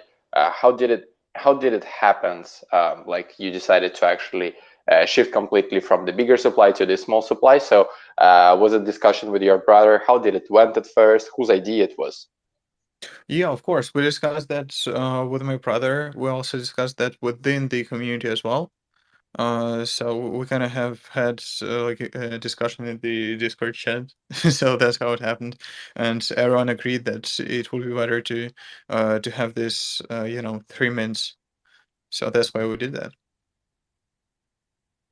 That's awesome. That's exciting. So there is a couple more questions for you personally, and then we'll get to the general ones. So I know what's happening right now in Ukraine, and I mean it's very bad experience for everybody in the world, but especially for the people that living there. So I wanted to ask you, did it anyhow affected you on your journey in NFTs and your family in general, like living there for this hard times? Yeah, of course it did. I mean, even with this project, we kind of had to shift the mint date that we had initially in our plans. I mean, we haven't announced it, but like that's some exclusive information for you guys. So basically, we intended to mint on I think like 15th April, and then decided to shift it to 30th April because we realized that it will be better to take more time with it since like when the war has started we kind of had like a break for the first week because many much more important things had to be done before we can continue with the marketing and community building within the project. So um, well, that's how it affected. Okay, so it's been like about 2 weeks delay from your original plans on the mint, right? And I'm glad that you're okay, you're safe there right now. I hope it's gonna be all good for your family and your country. I'm so sad seeing that happening for real. It's just I don't know why people even having the wars in like 2022. It doesn't make sense for me, but that's what's up. So I wish everybody health and мирного неба над головой. I don't know how to say that in English correctly, but I know you understand me. So other questions that I have. So if you would start again with coding, or if you would suggest anybody that are looking to get into that, where would you suggest them to start? Would you tell them, hey, you got to learn right away the Solidity, or you would say better start with like Web 2 native languages as a HTML, CSS, JavaScript? What would you suggest? And maybe any resources that you would like to share with the people. Yeah, I would definitely like the first suggestion would be not to jump straight into Solidity or something that's is kind of probably I would say new, right, to in the coding world. I would say don't try to learn like web development because I believe like as a former web developer, I believe that this is a kind of dying thing because there will be just a lot of constructors for websites. I mean, already like you can create a website on a constructor and it will look just fine, right? You don't need to hire some person who will make some custom website for you. I mean, in some cases you do, but these cases are shrinking with time. So I would definitely not suggest people to learn like HTML, CSS, JavaScript, at least at first, because it would be probably hard for them to get their first job even. Uh, I would probably suggest to learn Python since like it's probably the easiest language to comprehend. And then like after learning Python, I would probably suggest them to learn something related to Web3, like definitely, because um, I regret that I cannot code anything related to um, for example, like sandbox, right? I cannot code. Like I mean, the only language the only thing that I can code in is Solidity, like from the Web3, and there are just so many tools that you can use in order to kind of build on it, and especially like. I don't know. I don't have a clue how to create like my own blockchain, which is like something that I will definitely be looking into in the future a lot more because, people just don't realize that if you start learning something that is not popular yet, there is there are just such a small amount of people who can do that, but there is a rise in demand, and the demand is rising like a lot faster than the number of like experts in this field, which means that well, when the demand is high, as I always love to say when I present the project, when the demand is high, the price goes up. So it means that if you are like a developer just trying to get into Web3, definitely do that as soon as possible, because well, in the next, I feel like 3-5 years, the salaries of Web3 developers will be a lot higher than and then salaries of developers who work They in already are. Web2. They Yeah, already are, my friend. yeah, It's like yeah, I know, but I'm telling about that's like one of the the next. most like high paid job right now. If you know like how to write custom everything for a staking, for a mint, then front end, back end. If you know all of that, man, that's insane. I'm telling you, like if I would actually be creating for somebody NFTs on Solana in particular, which has a 3D models that need to be locked on the blockchain. For the 100 pieces, I would say 40,000. I'm not gonna go cheaper because it requires a lot of custom work of the metadata that I need to pull together, and it's just well, I don't know now, but when I was doing it myself, there wasn't even an instruction how to do it at all, and just because of that, it would be that expensive. So if we speak about the solidity, then if you know how to write a custom staking smart contract, um, then I don't know, it's not going to be cheaper than 20,000, and it's probably going to take you about a week, maybe two of work if you really know what you're doing and you solely focus on that, like working 12 hours a day. That's my take on that. It's already one of the most expensive skill right now. There is literally not enough people. So for everybody that doesn't know Solidity yet, or want to learn how to interact with the Solana blockchain, I telling you, join Stone Tiger community, get yourself a tiger, get in private. There is a lot of resources for you. I mean, of course you can go and discover them yourself, but I mean, they are all available in the one place, and then you can ask questions the people that actually know the answers. And yeah, that's the beauty of that. But yeah, I understand you. Going forward, the demand will be increasing and increasing. Now, every single major big company hiring in Web3. So you right now can go work for the Microsoft, Google, Apple, for every single one of them. Even Walmart. You know, Walmart, which doesn't even make sense. Still, they're getting into the Web3. I don't know what they're going to be doing in the Web3. I just know they're getting it, and that's interesting. So, getting back to the questions, I want to ask you, why do you collect NFTs? Like, everybody has a different reasoning, and you collect lately a lot, getting back to the community. So why do you collect NFTs? Well, I have never, been a person who kind of does a lot of research on projects and, before I invest into NFTs or whatever. I wouldn't even say that I invest into NFTs. I just collect NFTs. Just, when I see a person that I really like as an artist, or just as a person that I want to support, I buy his NFTs. If I love someone's art, I buy their NFTs, or um, if I just have a friend who is an artist and who is just starting in NFTs, I would also buy his NFTs. Like, that's just I don't know, a way to support people for me, I guess. That's it. So I just buy NFTs from artists. As I said, like I haven't even invested into many projects, and like I haven't even started with investing into large projects. I mainly just collect NFTs.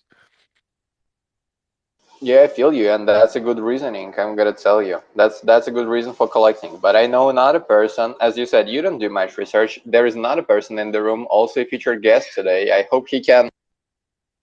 I'm sorry. I hope he can come up on stage as well and share with us. That's Pro Trader Mike. He is doing a lot of research, and before he invites people to speak, he needs to make sure always that he actually did his due diligence. And it makes sense because he brings the people to the big audience of his that he built it over the years. but for you it's completely different story. That's why I'm asking, because I'm investing in NFTs with different reasoning. So if speaking about like my take on that, I'm buying from the artist, first of all because I love the art, second of all because I want to support. Sometimes I like their art a lot, sometimes it's just simply for the support.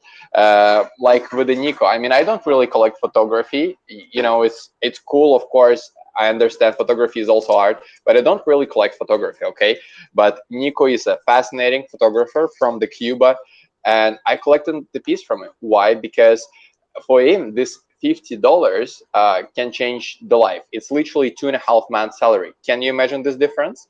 Like $50, 2.5 months salary, right? It's insane to think about. And I know that this money gotta really help him a lot. So he can pay for his internet, he can pay for his living. You know, he spends on the internet insane amount of money just because it's actually not available. You know, he spends almost everything he does in NFTs on the internet, and he want to move out of there. He want to go to the Europe, and he's here grinding. Even though like a lot of things are actually illegal to be talking about, you know, he's just sharing because that's what's up. And there is supposed to be the freedom of speech, but that's not the case in Cuba. So that's been the reason in collecting his art. But I collected so far, I don't know, like something actually around 100 NFTs over all chains. I have something around that. And I'm collecting different reasons. I like to collect art in general, and I can tell you on Tezos, there's a lot of wonderful art, and Tezos got a strong community. So if you're looking just for the beautiful art, once again, support people, because for somebody, even $2, $5 can be a lot of money. If you just want to collect even more of the beautiful pieces, you shall check out Tezos. You can create a shilling thread on your page saying, hey, I want to see the art on Tezos. My friend told me it's good. And point the finger on the comment. Like literally, just do that and you will see. All right, just see for yourself. I'm telling you, I'm doing it time to time. I love that. There's a lot of people in Stone Tiger community who are actually doing Tezos. It's fascinating. It's just about art. Tezos is perfect for me. I love to collect from there. But yeah, going to the next question, what do you feel like was your biggest mistake in NFTs? Was it the first project that you mentioned, or is there any other maybe that you really regret doing so on your journey? No, I feel like I was doing everything crazy during my journey. The only thing that I regret is not going into NFTs earlier. I mean, even though I knew about NFTs and I knew like I was literally like developing smart contracts and and I wasn't investing into NFTs. That was probably the stupidest thing that I made in my NFT journey. I understand you. And, you know, I'm asking this question because a lot of people in the audience who may see this podcast recorded on the YouTube may actually wonder, but what your regrets are that maybe you wish you didn't do. You see, not joining earlier, that's one of the regrets. And that's important for the people to understand. That's they are still early. It's still not late. So yeah, thank you for sharing this one. And I wanted to ask you something you wish you knew before you actually get into the NFTs, something you knew earlier, maybe like doing a better research, how to do the research, or anything that you wish you actually knew. Well, I wish that probably that's another. I just remembered another kind of regret, another um I don't know, mistake that I made. So I wish I knew like all types of scammers in the NFT space, because when you start kind of investing into NFTs, or just investing in crypto, you don't know what scammers can do. Like, you don't know about this hidden NFTs in your wallet. You don't know about people DMing you in Discord about something that you want, or people kind of trying to portray themselves as some founders of some project that you invested into, or just whatever, uh, these these scammers, like, you just learn them on the way of your journey, right? And you never know like what you already know and what you don't know. So that's why for many people, like, they are getting scammed in the NFT space, and they leave because of that, because they just don't know this, the some type of scam that they were caught on. I mean, they kind of became victims of what happened to me, and that was probably like the only time when I got scammed in the NFT space. Was that a person reached out to me like in the early stages of development of this project. A person reached out to me. He claimed to be a YouTuber. Like he sent me the link to his YouTube channel, and he told me like probably you want to promote your project there. And I was like, all right. Well, no problem. I mean, why wouldn't I promote my project, right?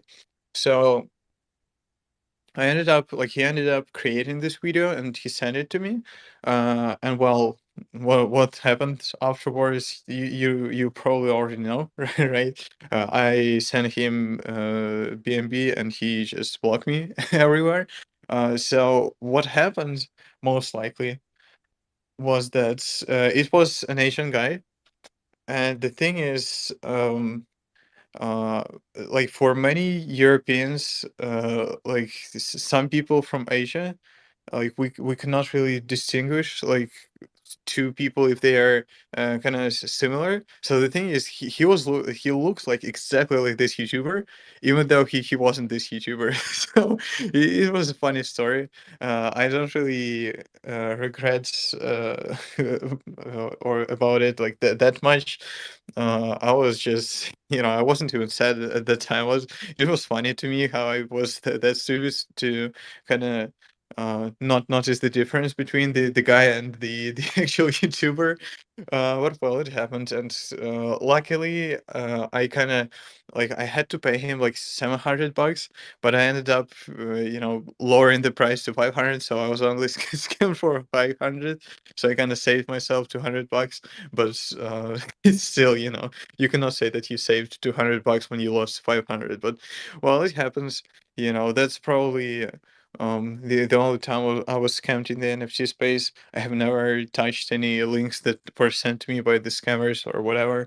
But for many people, like these links or the hidden NFTs are probably the way that they get scammed, because well, they don't have their own projects, and that's why that's probably the only way that they can get scammed. Um, but yeah, I don't remember the question actually. I was just talking a lot, so I don't remember what the initial question was. No, no, that actually important to say. Yeah, guys, everybody who is watching that right now, don't click any links, like at all. Don't click it. You see the link to the Twitter, that's okay. But if you see something else, one symbol different, really, like take a look on that. That's important in nowadays. Don't click on the links. That can be very, very dangerous. Don't do that. I'm having fun on these cameras, as you just said. I think you saw in the chat called Chill and Share, right?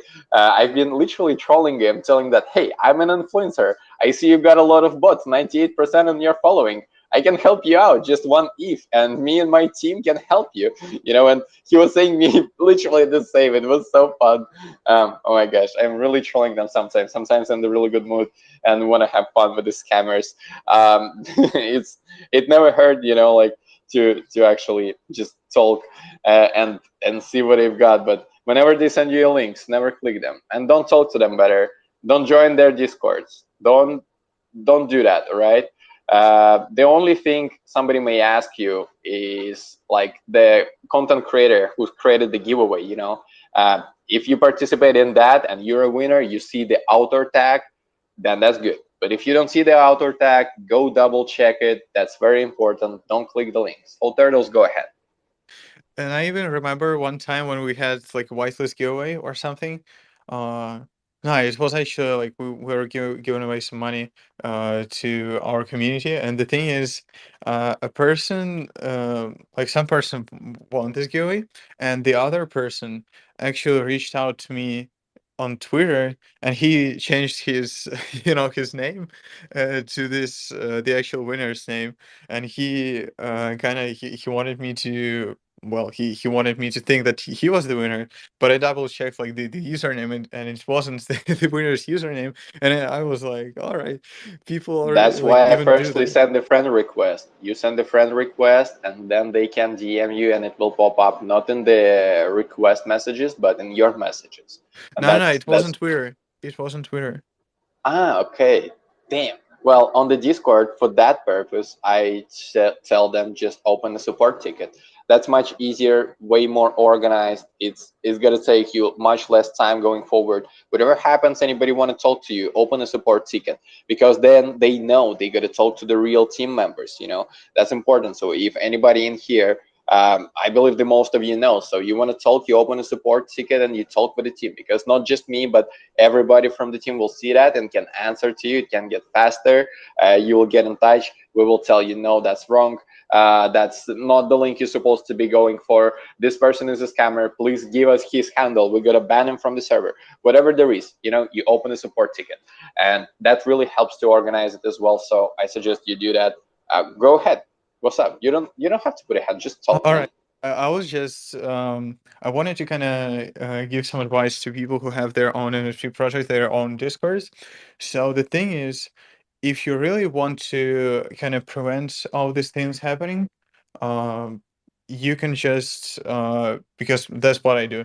I go through like I go to the member search in Discord and then type in some words like verify or collabland or just my name in Discord like every single day to check whether there is like a person who tries to impersonate me or tries to portray some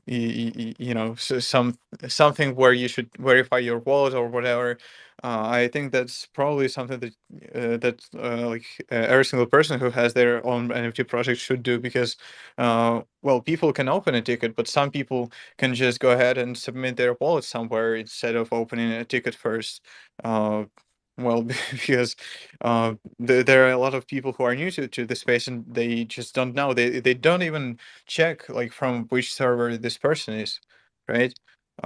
Maybe they have like a lot of servers in common with this person, and they don't even know like from which particular server this person got them from. So that's why I kind of you cannot over protect yourself. So it's better to protect yourself more from these scammers than to under protect.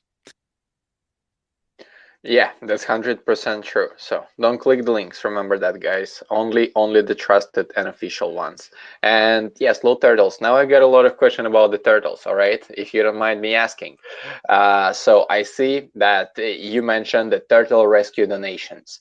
Can you tell us a little more about that? So as in general, because let's say I first time hearing you speaking about it. Exactly. So well, for those of you who don't know, we donate 10% of the mint revenue to turtle rescue, as well as adopt a couple of turtles, but these are just adopted from my own pocket money. But well, regarding this project, regarding the 10% donation, so we were looking a lot through different charities and there were just a couple of them that accepted crypto. So we just, with our community, we chose one of these charities, which is called Sea Turtle Conservancy. And then shortly after that, um, after I adopted a turtle, I also like wrote a letter to them or whatever. I don't remember how it happened, but well, I think I wrote a letter to them about the NFT project that we have, and they reached out to me and told me that they would want to sign a legal contract with me regarding this donation. So, well, that's what I did. And they actually like I was just fascinated by how fast they are replying because from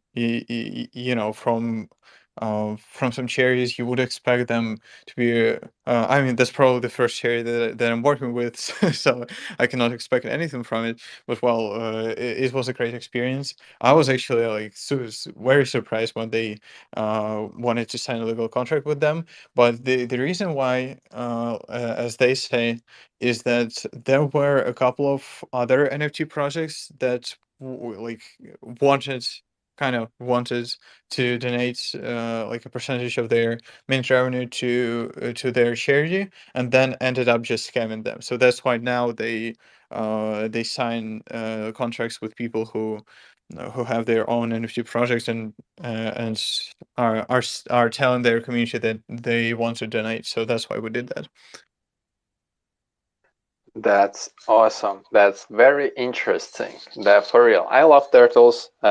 I think we need to take care of them because a lot of them live in the oceans, and we're destroying the oceans. So take care of turtles. It's important. They're beautiful animals.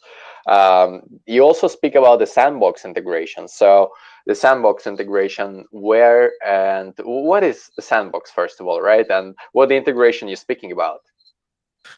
So the integration that I'm speaking about is that like each person who holds a turtle at the time when we integrate them into the sandbox game will receive a voxel model from us. So they will be able to use it in the sandbox game. Basically, they will be able to play with their turtle like as a character, right? And we are thinking about also adding some mini games in the future. I mean, if the community will will agree about that, because a funny concept that I had in mind was like slow turtle racing.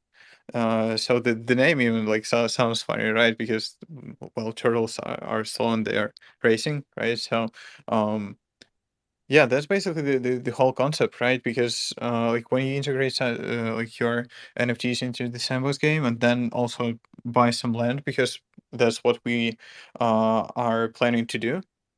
We'll also buy some land in the sandbox.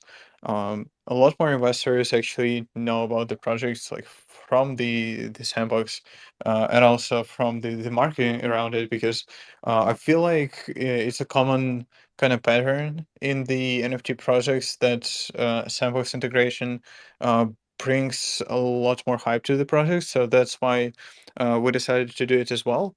Because well, that's like one of the like we position it as one of the like places in time when our initial minters will be able to take huge profits. So I mean, you will have to wait some time for it, right? Because well, it doesn't happen instantly. We have to kind of create these voxel models, and then well, it just requires a lot of work, and basically like market this event too.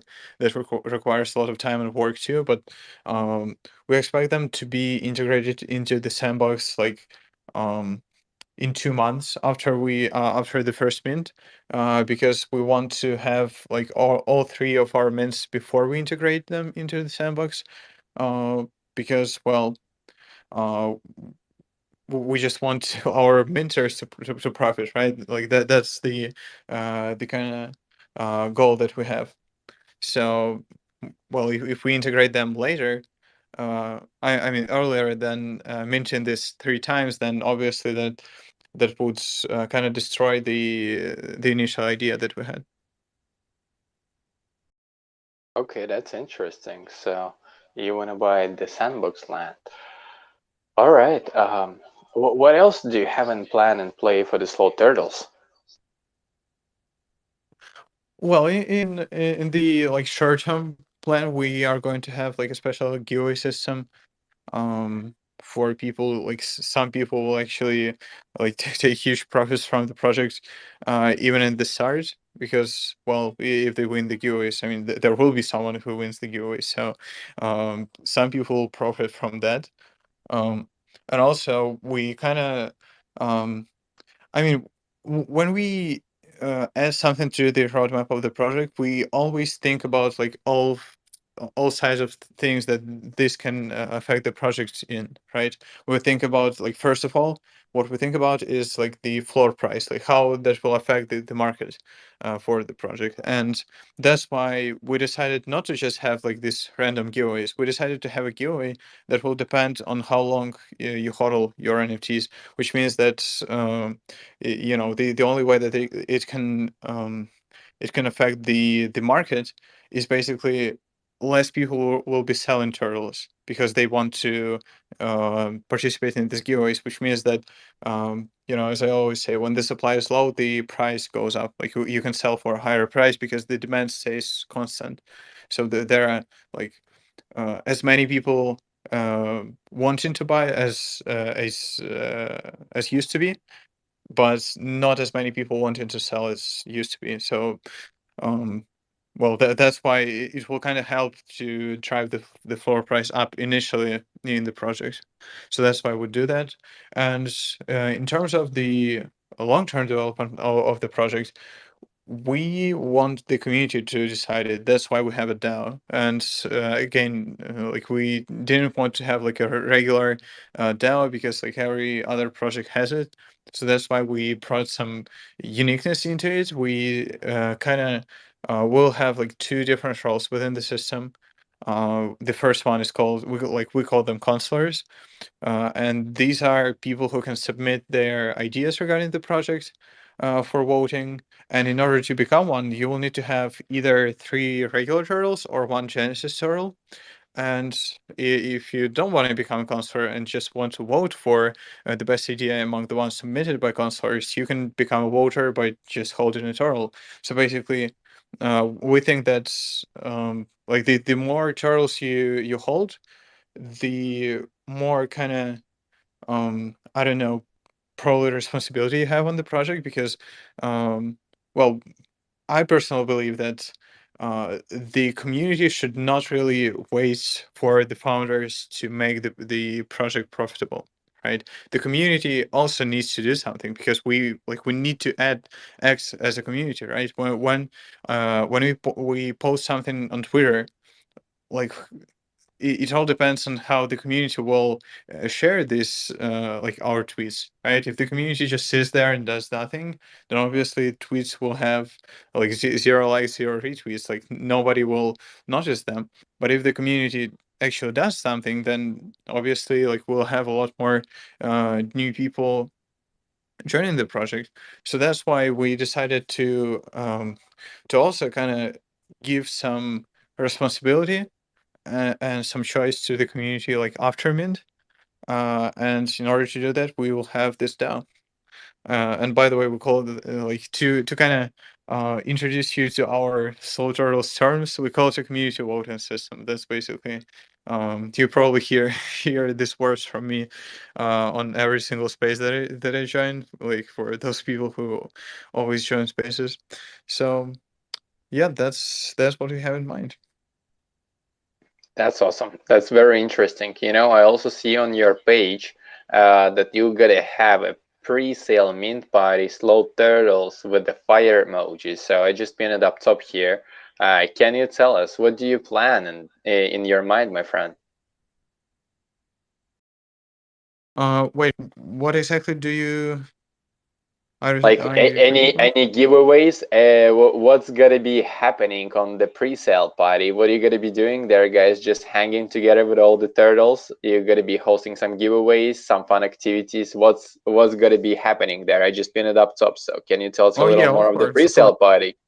There are a lot of things. I don't want to announce all of them at once right now, but what I can tell you is that we'll definitely give away some NFTs there. But in order to participate in these giveaways, you will have to buy a turtle first. So it's basically um, buy one get one free, but with a certain chance of getting the second one free. So that's what we what I can announce for now. But there will be a lot more things that I will announce probably tomorrow. That will happen on this space. But overall, we just want to have some surprises there. So there will be a lot of fun. So even if you don't want to buy a turtle, then definitely join to kind of I don't know, just hang out with us. There will be lots of fun there. I can guarantee you.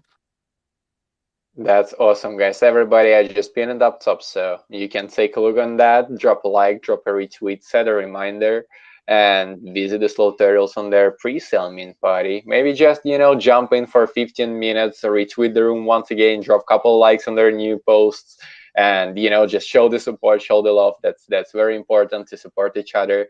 And Slow Turtles, yeah, that's pretty much it. What I wanted to ask you today about. And there is only the last thing, the piece of advice you would give to somebody right now watching this video. What would it be? So the advice, which is actually not a financial advice, is to invest into slow turtles. That's my advice to everyone who's watching this video or watching us like live from the Twitter space. Guys, it's a great project for you. We have a great friendly community. There are a lot of people from Twitter spaces as well. Um, we'll have a lot of people on the main party, that's for sure, because well, there are a lot of people who host spaces with me, and a lot of people just following them and joining all the spaces that these people join. So there will be lots of fun there and lots of people, so you wouldn't want to miss it. 100%, and thank you for sharing with us. So, my friend, make sure you send the link with the live stream, with the recording after to your community, so they can actually get to know you better and your journey in here. And yeah, thank you for joining us. That's been amazing to interview you and get to know you better. I love doing that. I've been going through a lot of mental changes through all the time. These spaces maybe not always the biggest, but they are the most quality ones that I'm enjoying doing. So thank you so much for sharing everything that you've shared today. I wish all the best for the slow turtles. I'm here. If you need any help, ask me. I can retweet from my main account. There is no problem. Just ask me. But ask me better on this account, so I for real do that. Because if you ask me on Stone Tigers, I can forget about it, right? It can be just sitting high, swiping the internet. And if the kid's watching, yeah, that's how it works. You're sitting high and just having fun in the internet. But you don't need to be high for doing that. You can be absolutely healthy person and be helping the turtles. So turtles, thank you once again for joining. I got to see you on your spaces and other spaces you co-host. Yeah, that's for sure. And thank you for having me. It was actually, kind of refreshing and um it's just great to have a long conversation about the project, not just like a quick quick chill, couple of minutes, you rush somewhere. So here we don't rush anywhere. It was just relaxing. It was a great experience. And thank you for having me here. Thank you so much, my friend. That's my pleasure. And I wanted to say, GM Magic Skywalker, it's nice to see you, my friend. We're today interviewing people. There is a list of people, there is a list of questions, and it all recorded right now and being streamed on the YouTube. So if you want to check it out, it's a second pin post up top here from the start. And yeah, we're streaming it right now live. And Magic Skywalker, could you just introduce yourself to everybody? Hi YouTube. Hi Mom. For those that don't know me, my name is Magic Skywalker. Yes, that is my real name. Always a pleasure and an honor to be here and to see you, Victor, and Fitted Fellows, So Turtles. I know a lot of people in this room, so yeah. Pro Mike Trader down there as well. Cool, cool. But yeah, that's who I am. I'm with the Psychonaut Ape Division as well. Nice to see you, my friend. A little alpha you would like to share with everybody who may be first time hearing of the NFTs tonight. Something that you would just suggest them, and then we go to interview the fitted fellow after.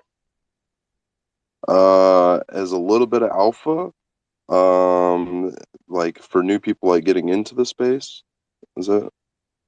Yeah, that's the case. The little advice. Okay. A little piece of advice is always be on the lookout for giveaways, because giveaways are always awesome. Free stuff in the NFT space is very cool. Obviously, make sure that they're through verified Twitters and whatnot and post their transaction hashes and whatnot. But very awesome. Get on those giveaway spaces. And yeah. And a little bit of alpha. Here's one for you right now. Enter in that giveaway up at the top. Free stuff.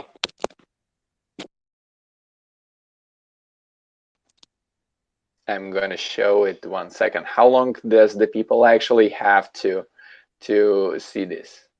So they will have until this upcoming Monday. So they got what, 4 or 5 days? 4 or 5 days. All right. Let me a second. I'm trying to get to this one. There's just been a lot pinned up top recently. So you need to like, you need to retweet, you need to follow a few profiles and tag 3 of your friends down below in the comment of this one. I'm going to retweet it from the page of NFT Promoter 420. You see it at the bottom left corner here. I'm going to retweet it from there so you can all find it. I'm retweeting all the major stuff from all the speakers tonight. So you can see it. Do you see already people in there? You're just giving one. Yeah, I see you just giving number 7,236. You guys can go and check it out. That's a beautiful art. That's so much psychedelic, and that's you can win it for free. There is all you need to do. is participating in that, and the winner will be announced next Monday. So make sure that you took a look at that. And Magic, thank you for dropping that in. And yeah, everybody, you know what to do. With that said, we gotta go to the Fitted Fellows. My friend, how's it going? It's nice to see you. Yo, doing amazing, brother. I'm happy to be here. Really excited when you said you was gonna put me in here, and I was like, oh, word.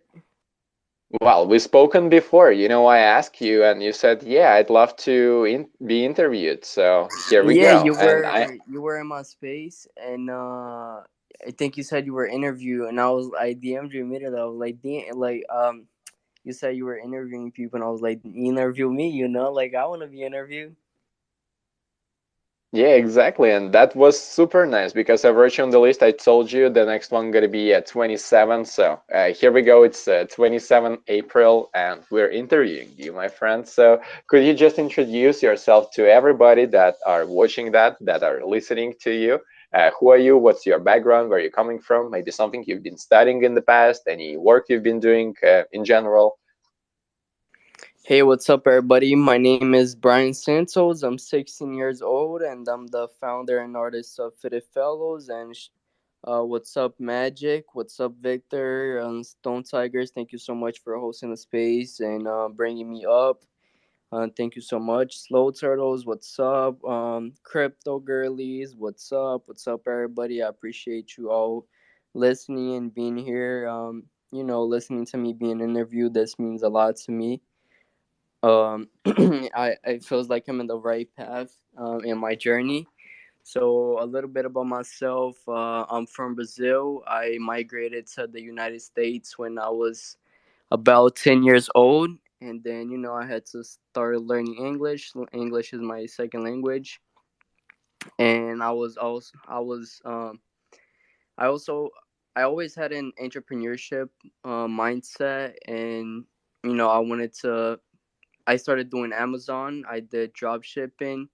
I did a whole lot of stuff, and I came across NFTs, and I wanted to start my own journey in NFTs, but that's not how it all started. So my NFT is a collection that is based on custom clothing, and how I came up with that was that when I was 15, I was customizing clothing for people in my school, and I realized that people really like to fuse art in their everyday wear. I started this, I was watching YouTube on a guy called Marco, and I really liked the video of him customizing some shoes, and I started doing it, and then the business started kind of growing, and a lot of people in the school started noticing me and knowing that I was making shoes. So it was a really nice side hustle. I learned how to paint on shoes, clothing, so I wanted to bring that to a mass of people. I love the customer's face when they could express their feelings in their everyday wear. So I wanted to bring it to more people. So NFTs is the perfect opportunity.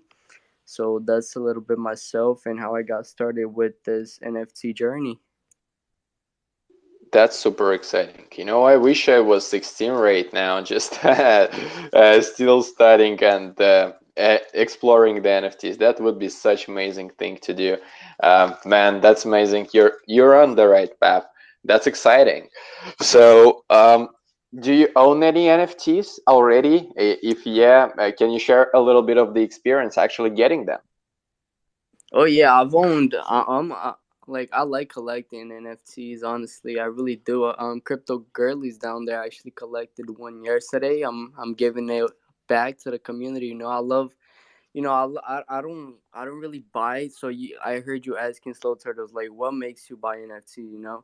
For me, it's about supporting the artist and then giving back to other people. I don't like keeping them. Like I love NFTs and all, but I like giving back. I just like collecting and then giving back, just having it in my wallet, sitting there for a couple of days and then giving it to somebody else. That's the best feeling ever.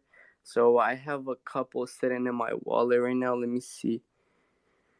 My first one was Rhoda Baby Boo. He was in one of my first spaces, and I was just looking to, get my first NFTs, and I thought he was pretty cool. I got one of his. I got a Crypto Girly sitting in here. I got Midnight City. I got one from Jacob, a really young artist like myself. He's about 12. I got a Toddler Pillar. I got Effects of War by this artist that's from Ukraine also. Her family, had to are refugees from there, and I have a bunch of art in here that I just collect that from people that come into the space. I just like supporting. That's super cool. That's exciting to hear. I personally get attached to the NFTs, and it's hard for me to give them away sometimes. I mean, I'm giving away tigers. I have a lot of tigers. I giving away tigers. I'm happy every single creator to join a tiger family. If they contribute to us, please welcome, because I'm building the community of the creators. Cool people that love to chill, vibe, smoke weed, surf. If you're one of them, you can join. And I'm not telling you that you need to necessarily buy one. You can win it in the giveaway. There is a lot of giveaways our team actually does, even right now. Paul Tapka running one, Aninka's running one. No, Jenny running one. So I can pin from the Paul Tapka. He isn't here, so let me a second. And yeah, I just can't give any other that I buy. That's like so exciting to just have them. And that's, by the way, the best option so far to actually win one is create some art with us, post it. We will retweet that, put it on the blockchain, any chain you'd like to of your choice, send it to us, and then we can give it away on our meme night. And we're doing that every single night. We're giving away the NFTs on our meme night where we play a funny game. The last one was actually a lot of fun, and I want to invite you. It's every single Saturday. It's, I'm gonna tell you, 11 o'clock for me, so it's 8 o'clock GMT, 8 p.m. GMT. If you want to join, and that's a lot of fun too. So there is not a giveaway. It's like everybody that is watching. I'm gonna show it to you just in a while because I'm in the kitchen. You will see what I mean, and you can participate in this one too. But Fitted fellas, so you are collecting NFTs. You're giving them away. How did you actually start to host the spaces? Was it like a natural thing for you? Was it somebody's push? Because when I was just into the NFT space, it was for me natural. I got to the point like, hey, I got to start to host my own spaces. So how was it with you? So it's a process, First, you find out that you can actually get in spaces and talk, and then it goes from there to listening, and then learning what people are saying, and learning how the spaces work, to then getting on and speaking, to going to multiple spaces, speaking, getting to know the people in there, and then once you get recognized, you get pulled up faster, and then I became co-host for some spaces, and then I was like, why not host my own? And it was a pretty natural thing for me. I was always pretty ongoing person. I was always good with talking with people. I was always good with just, being social. So it wasn't much of a problem to me. And then I started off, and my first three spaces we had 50 to 60 people, and then I hosted another one 80, and then I had this friend of mine where he was co-hosting with me, and then he was like, so start a space and let's do it. And I was like, nah, it's your turn. You always co-hosting for me. It's your turn to shine. We started his space got 240 people. Then we were like, oh my God. And then I started mine after 120, 100 people. And I was like, oh my God, like this is insane. So yeah, it's definitely a process of, listening, speaking, co-hosting, and then hosting. That's so cool, man. And everybody, don't forget, he is just 16 years old. And by the way, I just wanted to quickly drop it in about the giveaway we're having. So it's a little giveaway hosted by the Paul Tapka, Gucci Boy. You see him on the screen if you are on the YouTube. If you're not, it's pinned up top here. It's a small giveaway for one tiger. All you gotta do is throw some fun art related to our tigers and tag Stone Tigers and Daniel, Paul Tapka. Don't forget to make a retweet. We have 48 hours to go for this NFT giveaway. So how many we have left since you posted it? So it's being posted today at 9:30. So you've got still a time, like 30 plus hours. So everybody, if you're watching it right now, right in time, make sure you participate in this one, and you actually can create time at any time with the Stone Tigers, and tag us and join our community. Share that. We always happy to see people creating. We always rewarding everybody. So if you're one of those people right now and here in the audience or watching the video, make sure you do that. And fitted fellows. So I want to ask you, have you done any mistakes on the journey in NFT industry? Anything that you would consider like bad happening to you, and you wish nobody would experience it? Oh yeah, yeah. There's been many. There's been definitely many.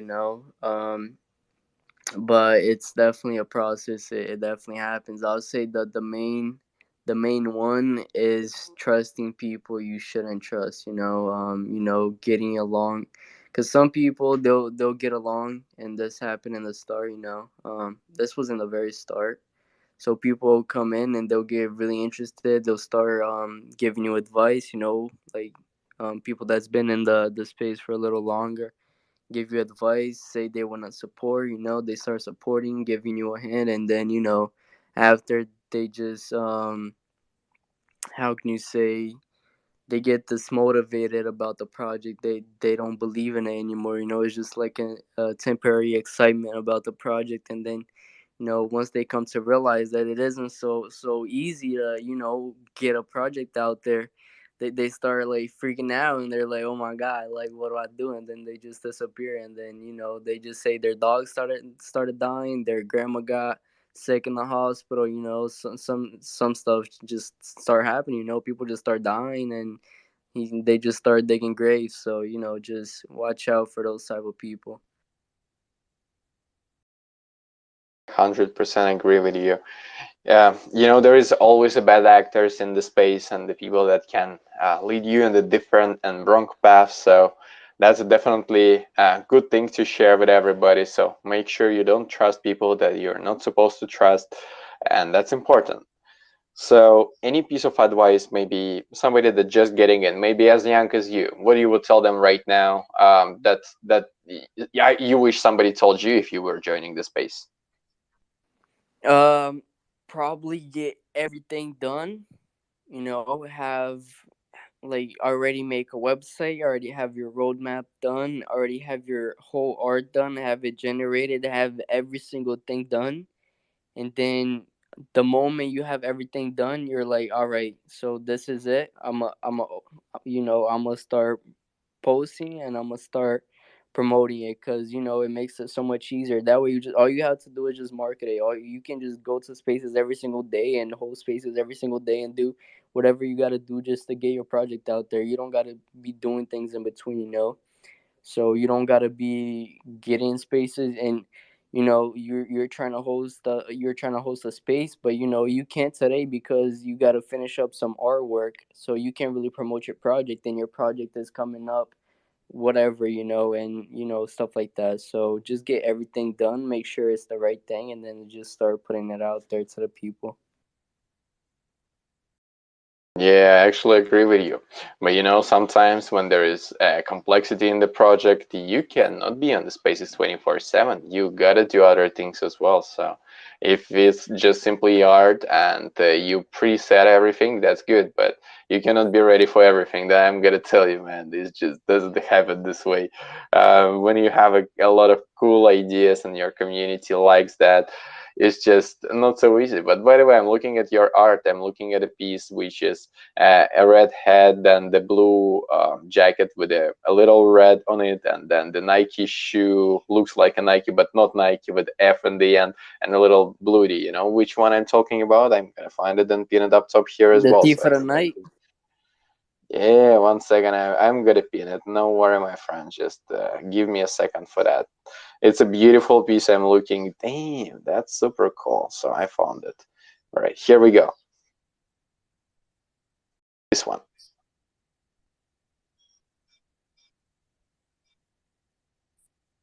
Can you see already? I think you pinned the wrong thing up top. Do you think? Yeah, I see something from Patty. Yeah, she did the quote tweet of your tweet. Oh, got you. Yeah, makes sense. Makes sense. Yeah. That's the one. Yeah, that's very beautiful. That one's pretty dope. Yeah, the pants, it has that little attachment to it, the little flower. Yup, yup. Yeah, I like it.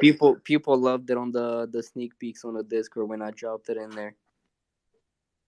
That's a lot of fun. I just pinned the direct tweet to it as well, so everybody can see. Everybody who watch it on the YouTube, if you go through the account of the NFT promoter for 20, you will see all of that retweeted there. So just telling you that you all can go and check it out if you're curious to look at this closer. And yeah, man, that's amazing. You've got super exciting stuff going on, and you're in a lot of spaces. So how many hours a day you spend in the spaces? I don't really have a certain amount that I spend in spaces. It's really so that this is kind of my working schedule. So I wake up at 7. I start working at 7:30 till 11:30. So I have, I think so, 7, 8, 9, 10, 11. So I have 4 hours of work, and then I have breaks, in between. So then I eat something, I get some exercise done, I try meditating, playing with my cat a little bit just to get a little distracted, and then I get back at around 1, and then I go from 1 to 5, and then I take a 1 hour break to read something. I don't always do that, but I'm trying to discipline myself into doing it. And then from 6 to 10, and then after 10 I just shower. Then I get to watch a movie, do whatever I want. So in between, I'm usually I'm always in spaces while I'm doing everything. So it depends if I'm hosting or not. If I'm hosting, I usually go for 10 hours. If I'm not hosting, I just, put it in the side and just listen while I do other stuff. That's cool, man. Yeah, you're doing a lot of things, and yeah, that makes sense. You're being still productive while being in the spaces. Sounds amazing. You're really on the good path. So, thank you for sharing that. So, the only thing that you would maybe share with the audience else is something you wish you knew when you started that everybody else now have a chance to know. Um, let me think. Let me think. Learn how to do smart contract. Like Solidity, how to use Candy Machine, or you mean primarily Yeah. Solidity? Yes, sir. Like, do that before trying to have an NFT collection. That's smart. That's smart. And by the way, for that, everybody, you can go and do your own research if you'd like to. There is no trouble at all. If you're maybe too lazy or don't know how to do that, how to find a quality content that you must watch, then get yourself a Tiger, get in private community. There is a lot of information on that, and we're gonna be adding more. So make sure you're in. And thank you for sharing, Fitted Fellows. I gotta keep an eye on you. I'm gonna try to jump in more spaces with you. That's exciting what you're doing, man. That's exciting. I'm glad I've met you on this journey. Yeah, I appreciate you. And we can definitely host some spaces together. And I don't know if you wondered, like, how do I go from 7 a.m. to like, does this kid not go to school, at 16 years old, and does he only work? That's a good question, my friend. That's a good question. Do you only work or do you go to school? Nah, I just work. I dropped out of school to, do my entrepreneurial stuff and just focus and this full time. So yeah. I feel you. I quitted my job in August, and since then I really don't want to go ever back to 9 to 5 job. It's just, I've been studying, but when I was studying, I was having fun. So I didn't drop out just because I don't know. I've I've been good at like being chilling in there and getting everything done. But a lot of things not even by myself, but still getting done. That's been a lot of fun for me. But I feel you. I didn't like to go to school to study, and I was when I was like in the class 6 or 7 in the school. I was going about 2, 3 days a week in the school and going out earlier because I just didn't want to be there. I love to come to chill and vibe with the people, but I end up always being late on the lessons because I found that watching old films, TV shows being more interesting than actually standing up from the couch and going to the school. I know everybody wish they would do the same, but well, with me it was the case. And yeah, I've been just going there for having fun, and 9 classes went nicely. Then I went to the 10th class, for example, and in the 10th class, I almost all year lived in the Finland. I was 16 back then. I was living in the Finland, yeah, and it was a lot of fun, honestly. So I got back and I had to do like 53 control works, like the tests, and this is the one that I must pass, and that was crazy for me. So I said no, thank you. I'm taking my documents out and I'm quitting. And I went study in the technicum, and that was a lot of fun. In our group, there's been a lot of stoners. I've been stoned every single day on the lessons almost. It's been so much fun studying with these guys. It was just crazy. And there's been a necessary lesson, so I can tell you I know the subjects, the ones that I like the most, like the automatization of the houses, even how to create a whole plan and etc., how to program controllers, well, all of that stuff, and then how to set up the pneuma scheme that is supposed to be working in the correct way, and then designing different systems and understand how they work from inside, creating the logic for the coders later, write a code on that, and all of this stuff. I had a lot of fun learning it, but I was constantly high. So, and a lot of stuff of other subjects been done not by me. I don't know. I'm just lucky. But yeah, so that's how was my journey. But I understand you dropping out. I mean, I wish I would do the same, but then I wouldn't have this fun. Studying is fun, and if you don't study, I mean, you find fun like building the businesses and like and growing professionally. That's cool. That's super cool. 100% do that. You always can go and study later, and have fun with these people. I believe studying is just for fun. If you want to really learn something, you go to the YouTube and you just learn. You spend hundreds of hours and you just learn how to do anything, like writing smart contracts, creating Procreate or whatever program you use for the 3D animation, how to interact with different blockchains, what the different blockchains there are, how many wallets they are, and you need them. All of that, is like simply go to the YouTube and see what's going on. You don't need to be like going and studying for that in university. I'm not sure if you can actually learn that in university, and just not yet. We're moving pretty slow with the education, and that's a sad thing. So yeah, I'm glad you're on the right path, my friend. That's super exciting journey. Yeah, I appreciate you, man. And yeah, of course, like you said, you can learn a lot, man. Like just imagine, the time that I took. By the time people are, um, you know, leaving school and not knowing what they're gonna do with their lives, I like doing this project is gonna help me, learn so much stuff. Like, uh, for example, you know, build a team, solicity, and grow social media management, marketing, and I'm thinking of learning a lot of other things. So like the amount of skills I can come out of this with that could potentially lead me to a successful future is just like amazing. So the amount of skills I can just learn on the internet out there, is just crazy. That's super exciting, my friend. And I agree with you. It's much, much better to learn the skills because they never will teach you that. They wanted to create a perfect worker from you. And yeah, I mean, when I was finishing the school, I didn't know what I wanted to do for real. I just wanted to have fun, and I had fun. So yeah, I went discovering myself, and I wish everybody just could quit and discover themselves before it's too late. So if you're young, you're watching it right now, make sure that you actually discover it early.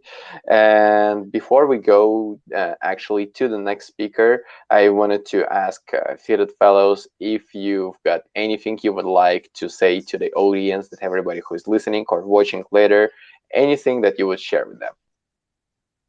Yeah, so I want to ask everyone to join our Discord. There's a lot of community going out there, you know. Yeah, our Discord has been onboarding a lot of young people, so I believe that this project is gonna be able to inspire and support a lot of people. You know, I'm hoping to inspire a lot of them. That's also part of our roadmap is to support other artists. You know, fund them if possible. Donate to charity for kids in crisis. So I'm really up there for the next generation. That's what I'm all here for. So join our Discord, be part of that. I would appreciate you guys so much joining, being part of the community. You know, come grab a fitted fellow when we do mint. And something else I did want to say is, you know, when I was in school, I actually had entrepreneurship class and marketing, which is the two things I'm the biggest on. You know, I love marketing and I love entrepreneurship. And the crazy thing is, I would literally sit in class and I never enjoyed a single second of it because they would just put work in the Google Classroom and tell you to just do that, and you would just go on the Chromebook, look at something, you know, type, you know, three paragraphs, and that's what it is, and you didn't actually learn anything, you know. So I thought it was time for real life to teach me lessons and to teach me how to be an entrepreneur, you know, not allow you know, other people to control my ability of doing that. So, yeah, I appreciate everybody for listening. That was Fitted Fellows being interviewed and Stone Tigers interview. What's up, YouTube? Hi, mom. Hey, thank you, mate, for joining us. I appreciate it so much. Thank you for joining. We'll jump in your spaces too. Gotta talk to you later. So much love, everybody that's watching. Check them out. Go drop them the follow. If you're not sure how to find, it's Fitted Fellows. Read it in one word. If you're watching it, you can see, and you can go through the NFT promoter for 20 page and just see all this being retweeted. So you can discover all the giveaways, follow with all these people, and actually join the spaces and talk and discover how it works from the inside of NFT community. What's happening? Why these things popping up? What it's all about. If you want to learn that more, you just follow all the people that are speaking tonight here. You know, you will discover that. And thank you so much for joining, for sharing a lot of great knowledge, a lot of inspiration for a lot of new creators. That's just been so awesome. I see Pro Trader Mike. You dropped down. I'm gonna bring you back up. You're the next one to be interviewed, and I wanted to just quick shout out to the Prime Mates Board Club. They actually are very cool guys. I've met them super early, and they've been building. They've been just talking. Hey, we've got this idea, how we can do that, you know, and then just been building, building, building, and now they are here. They're amazing guys. If you're watching that, you gotta just see what they have. I'm not telling to invest in anything. They're just super cool. They really been around. So if you join in the spaces with them, that's gotta be amazing. So I'm just gonna just pin something from their page up top here so you can see that and follow with this and just retweet. And yeah, I'm gonna just go to their page and show you a little more. And yeah, how's it going, Prime Maze Board Club? Just a quick shout out to you. What's up, mate? Hey, Victor, what's happening, man? Yeah, we've been doing spaces since December last year. I think pretty early on, which has been pretty good. Yeah, we're chugging away at the moment. Shout out to Mike, Pro Trader Mike's down there. Oh, he's up here now. Hey, Mike, how you doing? Been wakeboarding today, I hope. Yeah, just been working away at the moment. Just got in off the lake, brother. I'm just getting into Yes, my you house did. now. Yes, you Yes, I did. did. Good man. Yeah, so just Yes, been and cruising I got away. two new tricks down today. So today was a good Did day, you? guys. Yes. What'd you do? I did a switch 360 off the kicker Nice. and a Like the tab switch 3. yeah, and a switch 180 Oh, off the skinny box. what, backside, front side? Backside. I'm practicing all backside Nice. now. Yeah, that's the hard one, man. Backside's always hard. Yeah, whatever's unnatural and uncomfortable, if you keep on doing it, guys, you get really good at it, just like anything in life. Just got to keep hustling, man. Keep practicing that. That's what gets you up there. But yeah, Vic, it's been cool, man. It's been cool seeing the same faces on Spaces for what I guess now we've been doing it for like nearly 6 months, I guess, back and forth, which has been pretty cool. Yeah, and we just released one of our mint out utilities. Once we mint out, if you hold 3 or more primates, you get a share in $50,000 worth of ETH, which we're super excited about. And our other utility is that if you hold 6 or more primates, you get a share for life in 2.5% of the secondary sales that'll be shared around to everyone there too. So some pretty good kickbacks for us. We've only got 1,500 left to mint until we sell out, so not many left. So if you're keen to grab one, get in there now before they're all gone. Otherwise, you're going to miss out on a lifetime of kickbacks, which is pretty cool. Then we're moving on to season 2, and obviously we're going to do some bigger and better things there too, man. But I hope everything's been going for you guys. Saw you've been minting, seen Solana's now on OpenSea, which is awesome. You know, we've been minting very slow. Have you guys seen that OK Bears NFT that went off in the last 2 days on Solana? What happened to it? Yeah, I saw that. Yeah, if you look at the activity on OpenSea, it seems like it was an orchestrated scene. I'm trying to figure out what they've done. All the activity, there's no names. It's just letters and numbers back and forth. So I don't know. I'm trying to figure out what they did to get it so high and keep it They've there. done they've done nearly 200K in Solana, 200K in Sol. That's insane. Yeah, the people that are doing the activity, though, aren't real people. They seem to be some sort of bots or some sort of group that's just orchestrating something if you look at the activity on OpenSea. Yeah, it's like a straight line. Yeah, that's very weird. That's very weird. That's not how it usually happens. But yeah, I need to do more deep diving into that because I don't really know what's happening with him there. I haven't looked at any data, so for me, hard to say right now. But yeah, with that said, Pro Trader Mike, welcome. How's it going, my friend? It is going very well. Thank you for asking, GM, everybody. You've been here for a long time, hearing a lot of people being interviewed. So, well, what do you think? I think we're very early in the space. Like right now, we're in the space and we see Ethereum at 3,000 and Bitcoin at 40,000. But back in the day when I started, Bitcoin was 1,000 and Ethereum was, in the teens. So I've been through the first cycle, and we're in this cycle right now with NFTs. We're in the cycle that I feel I was in when Bitcoin was under 1,000 and it went to 60. So it's just a matter of time. There's so little people in the space and so much money involved with those little amount of people that when the gates open up and the big dollars and the bigger people and the big players come in, the numbers are going to be astronomical, and we're going to be very early to the game. So that's what I'm hoping on, banking on, and investing on. I absolutely agree with you. This industry just starting out. I think that's the woman that already got pregnant, right? So she's already like maybe 1 month of being pregnant. That's like not even yet the born child, I would say. And that's where we are. I absolutely agree with you. So the first question I would ask you is that how long have you actually started with the crypto? Because I know you've been a trader for many, many years. I think more than 5 or more than 7 years, actually, you've been a trader. So can you tell us like how this naturally happened that you discovered cryptocurrency in the first place? How did you start with the trading? Sure, good question. I started trading 30 years ago. I was working for the man, and I used to go downstairs to lunch, and there was this office where these guys were doing SOES trading, SOES. They were called Small Order Execution System. They were called SOES bandits at the time. And what the system was is when Instinet first started, the stock market, when I started, traded in eighths, quarters, halves, and dollars and fractions.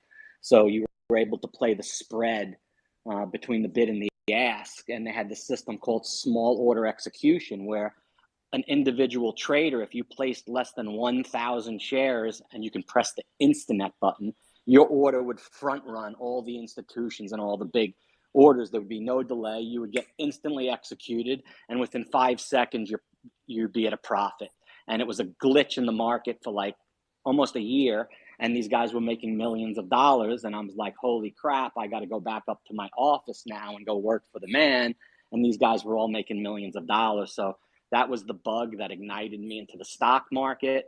And I traded for 30 years. I traded for a couple of prop firms.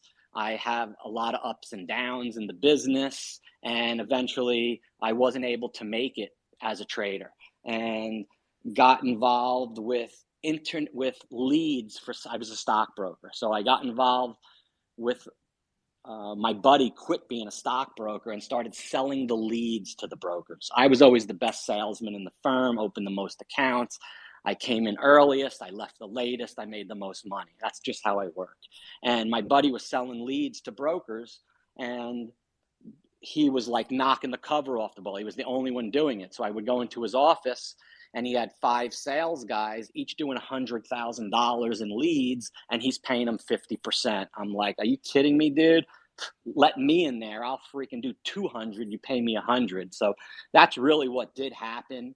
And from me coming in there, I built the company around him. I was the sales manager. I had 5 cold callers supplying me leads. I would knock the accounts down. I'd open 3 to 5 accounts a day.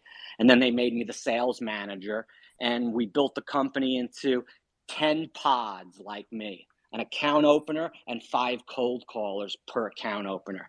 And it was an email marketing company. We developed into emails, grew the company in 3 years by acquiring other companies like we should be doing in this industry with communities. I would find another email database company with 100,000 emails. I would take 100,000 out of my database. I'd send it to them. They'd send me theirs. We'd have 200,000. And I did that and acquiring companies, and we grew a database to over 100 million opt-in emails that we did marketing for companies. And LexisNexis came in and bought the company for $900 million. So I saw the value of data and what data does right there. And I'm like, okay, my friend stole a copy of the database. So he opened his company. Another person stole a copy of the database when the company got sold, and he opened the same company. And they were like, Mike, come be the sales manager again, and we'll pay you royally, and we'll do the same thing. And I did do that, but they used me. It was their company. The only people they care about was themselves. I was like as good as my last sale. So it was a cycle of 3 years. I would peak. They wouldn't be able to pay the staff in the company. I would get frustrated and leave. That happened to me over 6 years after the company got bought out twice. And I'm like, I've had enough of this.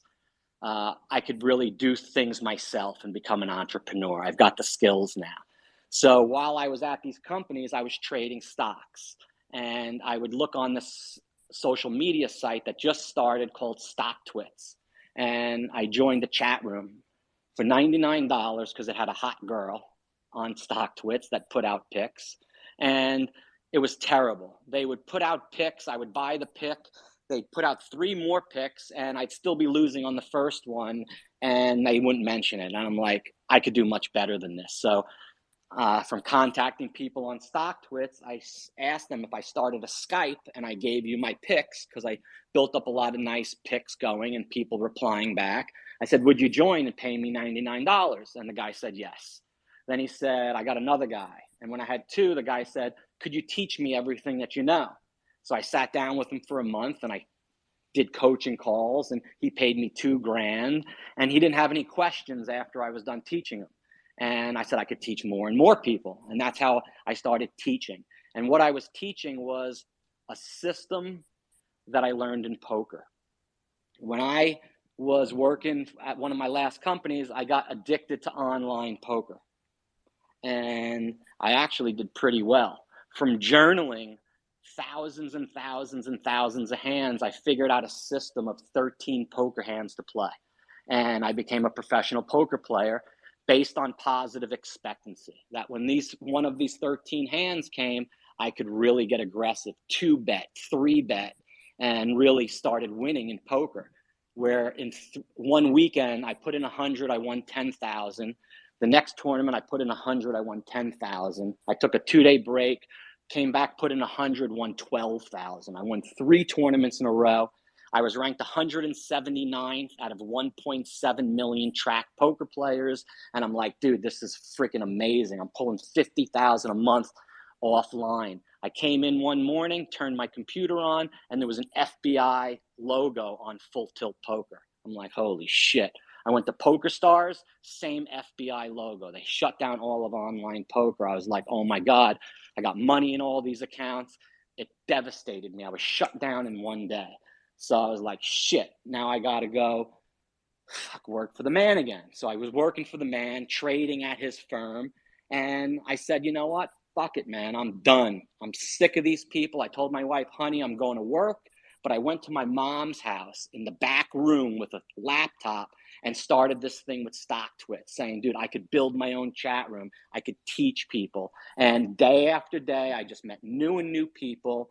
I actually opened a Discord when it first started.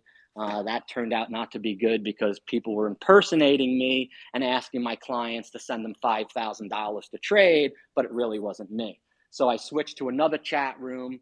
But then a couple of years later, when Discord's now a little more secure, I'm back on my Discord. And to date, I have a couple of hundred people on a subscription that pay me $150 a month to be in my chat room and for my picks and my swing newsletter.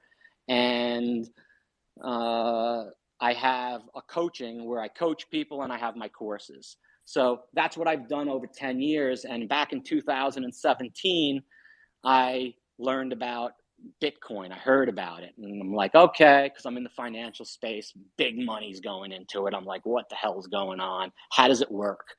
So I figured out how it worked and I'm like, wow, this is freaking the new way with the miners.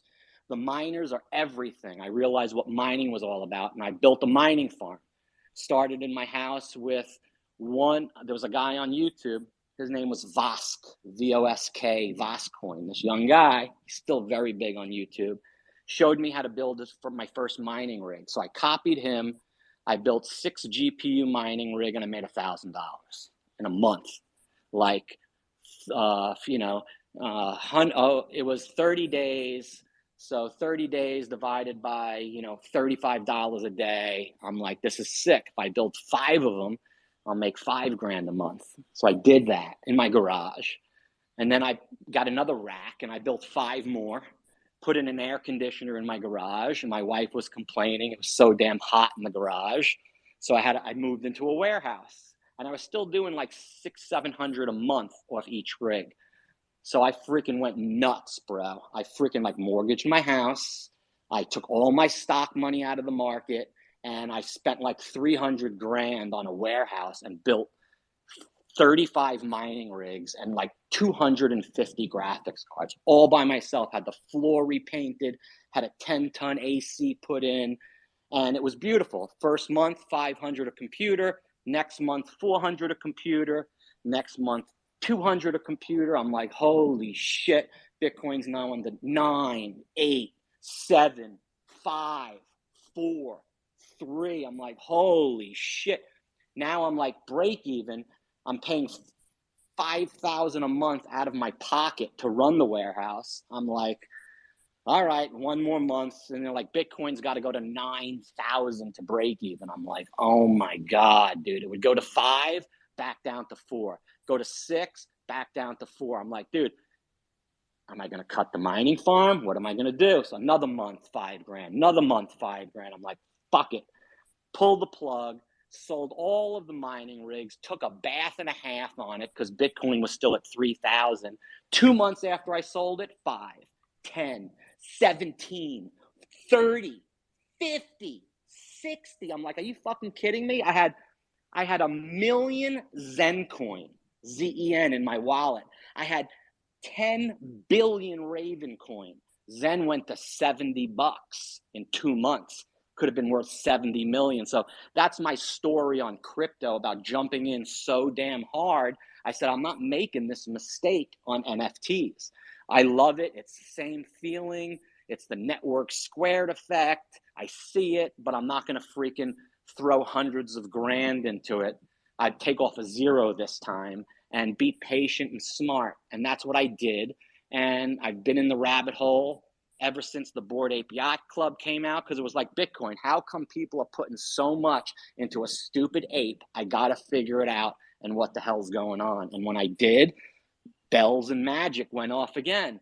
And now I'm here and I'm in the space, learning it, growing it, trying to figure out the right way to do it and help people along the way with my experiences and the mistakes that I've made. And hopefully now that I've been doing this so long, I make less mistakes.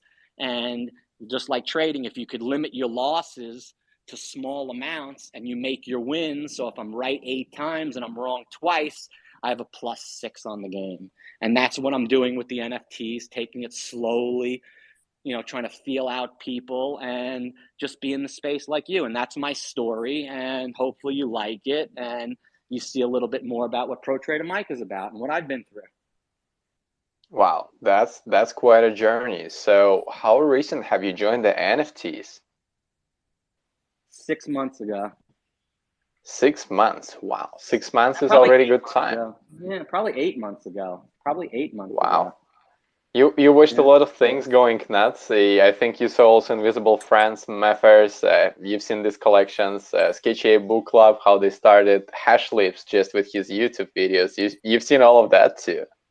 I've seen everybody start and what they're looking to do and what they say they're going to do, not do, what kind of real businesses they're putting behind their projects. And, if they, have the ability from what they've done online, if they're telling the truth or not, looked at Sketchy Ape Book Club site, looked at that Daniel, looked at, trying to put 1 and 1 together to see if it could equal 2. And if it's clear, you can do it. If there's any hesitation in anything in this game, I wouldn't do it, man. So that's what I tried to do, is make sure everything is clear, concise, and understandable. If it's not, it ain't for me. Yeah, absolutely. I feel you there. So what was the first NFT you actually bought? First one I bought, I was actually, I think, Boring Stone, because it wasn't mintable, but I liked the like Rolling Stone magazine. I'm like, okay, Boring Stone. And I saw those horses, those Zed runs. So I think I may have got one of those before I minted, but my first mint was the Mods Kids, the MODZ Kids. And it was like a box. And it was like a box, like a white box was the mint before the reveal. And it was 0.05. And it was being like all over social media. And I'm like, okay, I'm going to go do it. And my wallet couldn't connect. So I missed the first like hour or whatever. And it went to 0.05, 6, 7, and 8. So I got one at like 06. I couldn't get another one. It went on the secondary market. I paid 0.85. And then, dude, the thing sold out, and I minted an Eternal Head, like the fucking rarest one in the collection. I looked on the traits, and there was an Eternal Head selling for 150 ETH. So I looked at his traits, 6 boxes, and mine was 2 of my traits. He had a 6, I had a 4%.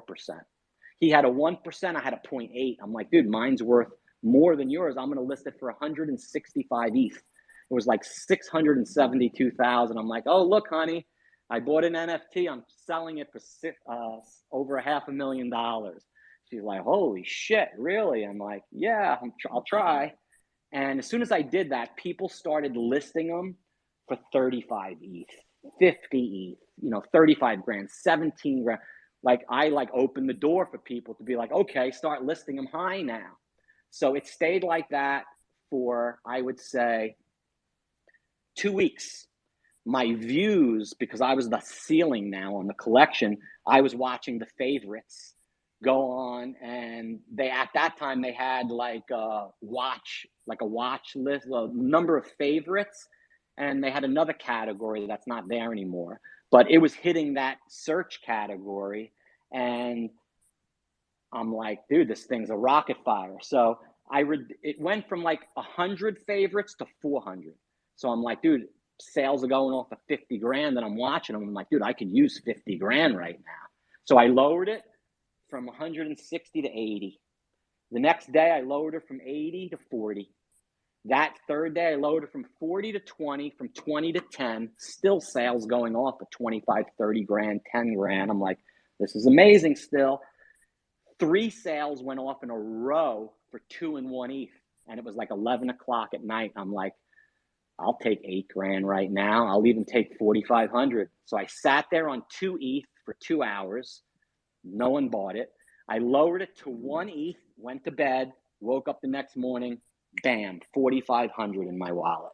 So I think that move I did by listing it so damn high and people seeing, hey, it has a potential sale of 100 and 600 grand. Then it went to 4 grand. The person who bought it immediately listed it for 25. It's still listed for 25. So it was good timing, good strategy, and I got lucky. And that 10x return was my first experience in NFTs. Wow, that's a good flipping experience, I can tell you. That's awesome. Sounds amazing. And you're on the right path discovering NFTs now. I know you're staying in touch with a lot of projects. You're doing a lot of your due diligence. By the way, I wanted to ask you one thing before we go next. Can you pin something up top that are the piece of information how the people can go and check your courses, let's say, or anything that you would like to pin? I will show it on the YouTube as well so that we have a little more additional material from you. And the next question I would like to ask you, what do you think the industry going to be looking like in like about 5 years time? 5 years time. I Yeah. think it's a long way out, maybe in like a little shorter term, 3 years.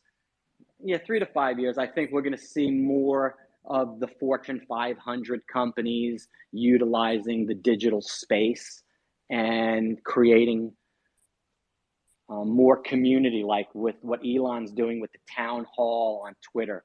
I think a lot is going to be developed around communities and like what Facebook has done. You go into the metaverse right now and you go into Decentraland or crypto voxels, bro, it's a lonely space, man. There's not many people down there. You got to it's pretty lonely. Like when Facebook first started with the first 100 people was a desolate space on Facebook until they got, more people and that network squared effect. So this is the effect that I think is going to happen. The network squared effect over the next 2, 3, and 4, and 5 years, the same way Facebook has grown and created value on this network effect. And that's what I think is going to happen. And the Fortune 500 companies are going to be late to the game, and they're going to have to buy things from us, like in the metaverse, in Sandbox, and those things like that. And Facebook did it right because they're doing the metaverse second. They got the community first. In Decentraland, they got the metaverse first, and they're trying to build a community second. And I think that's wrong. That's exciting. I'm super excited for what's going to be next 3 to 5 years. And like looking at these companies now getting into the Web3 and actually hiring people, they've got a lot of money and they got to bring the customer support, which is not here right now. I mean, OpenSea support actually got better, but still not the best. A lot of marketplaces is a horrible customer support. There is not many things they can actually do for the people. And now the projects are actually managing their Discords and etc. Imagine when like Meta, let's say, create their own Discord for like one of their NFT projects. They pour everything, the security, that there's going to be no bots, it's going to be heavily moderated. They're going to put the customs support, for the people, and just got to bring the funds in, and that's going to be insane. That's going to get a lot of traction, and right now we're still super early, so less people knowing about the NFTs. And what you would suggest somebody that's watching that right now, if that's the first time they're actually hearing about the NFTs, what would be your piece of advice to these people? I would say if you have the money that you're not, that's disposable investment dollars, and you're thinking about stocks or other investments, you could diversify and learn about NFTs because it's like a stock with a dividend. When you have a stock with a dividend, you buy the stock, let's say $1,000, and over the course of a year, you could make $200 in extra money as dividends by holding the stock. But then if the stock goes down by $200, that kind of eats up the dividend. So I always thought that was a give and take right there. But with the NFTs, you can get a lot more real world value on your investment. As an example, with a membership NFT, you may be able to buy the membership, the NFT, and have membership to a high-end country club, restaurants you could not go eat at, golf courses you could not play at. And this kind of value adds up to much more multiplier than the NFT.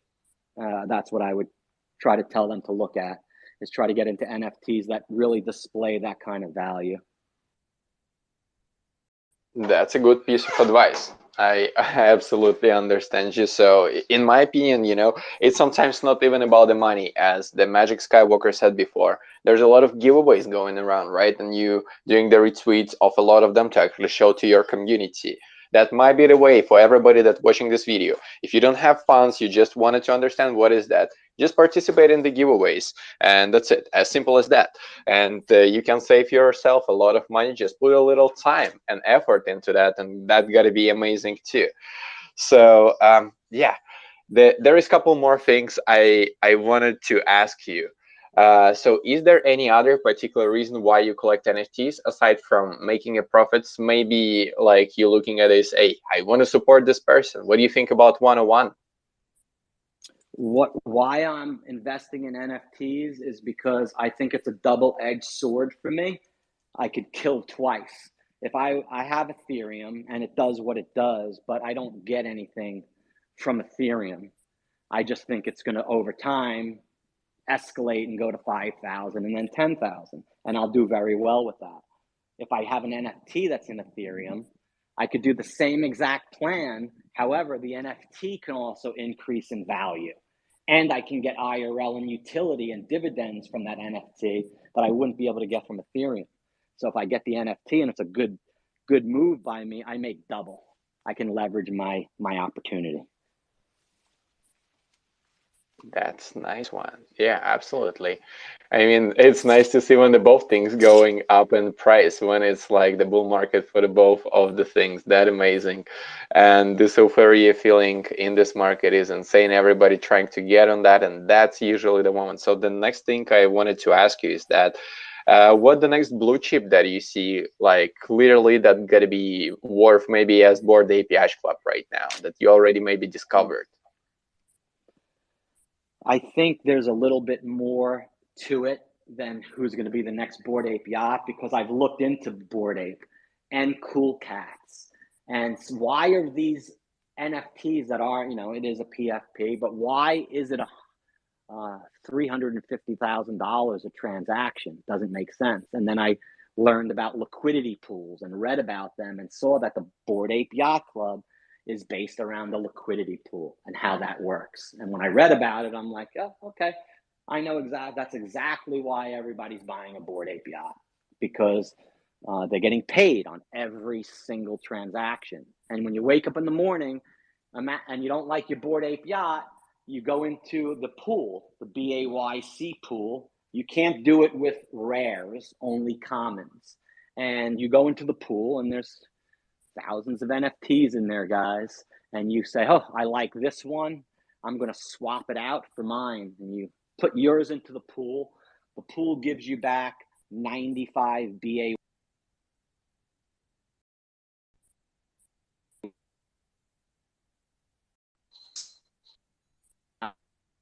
Mike.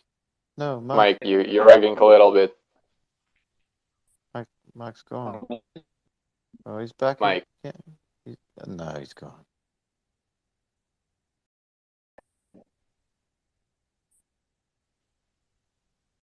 Mike, you're got a little rug there. Can you hear us?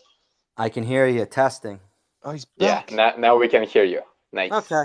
So I was mentioning the Bored Ape Yacht I researched. They have a liquidity pool where if you buy one and you don't like it, you can sell it into the pool. You receive tokens for your sale. You can take those tokens and then go buy another one. So every day you could wake up and say, oh, don't like it. selling it for 350,000, buying another one for 350,000, and all of the people that are holders get a little vig.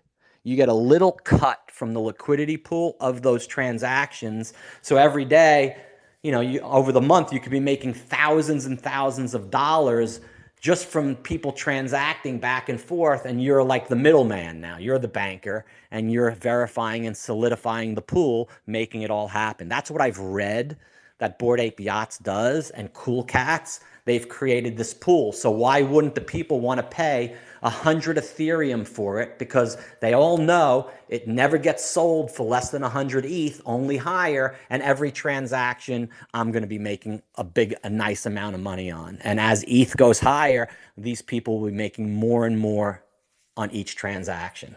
That's why people are flipping them back and forth. Otherwise, why would you want to flip? You should just hold that golden statue forever and not even touch it. But that's what people do. And thank you for this alpha. That's a lot. And another question I want to ask you as a trader. So if we consider more safe investment, let's say of the top 20 cryptos, what are the ones that you believe got to be successful at the moment? Right now, you have a clear vision of what they are doing. If any, just picks that you would like to share with the audience. Shipper.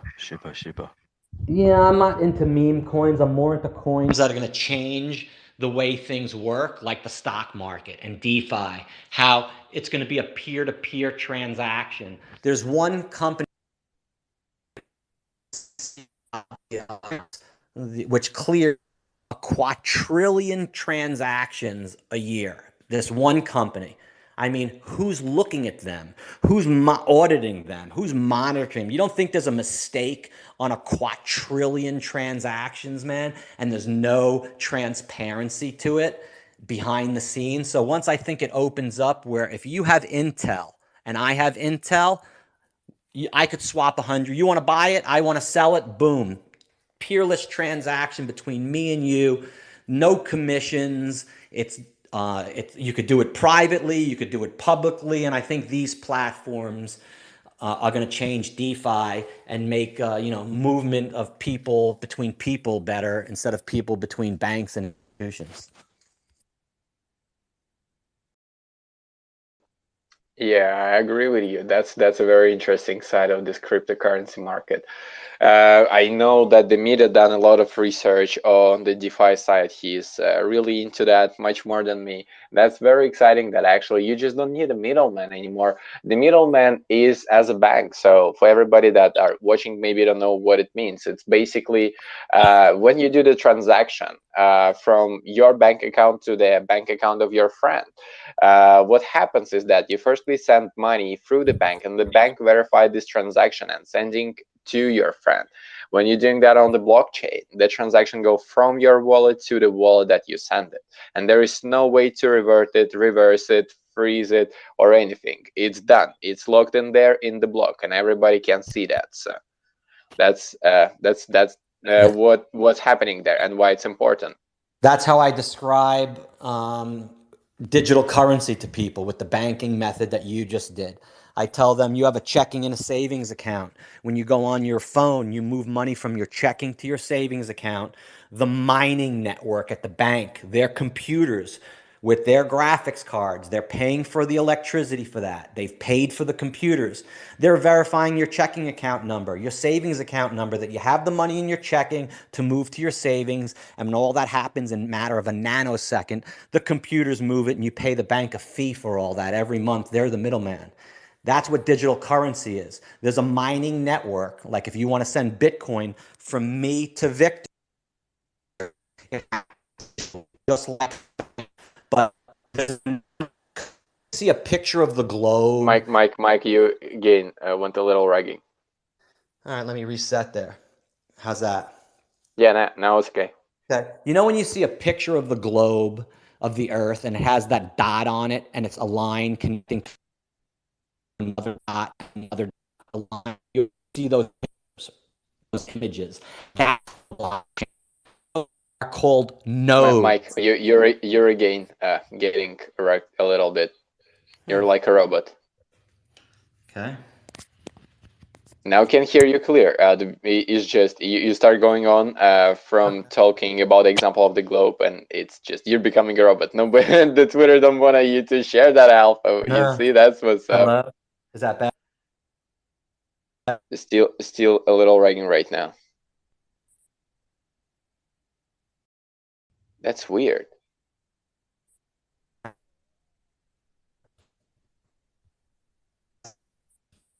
No, it's still the same.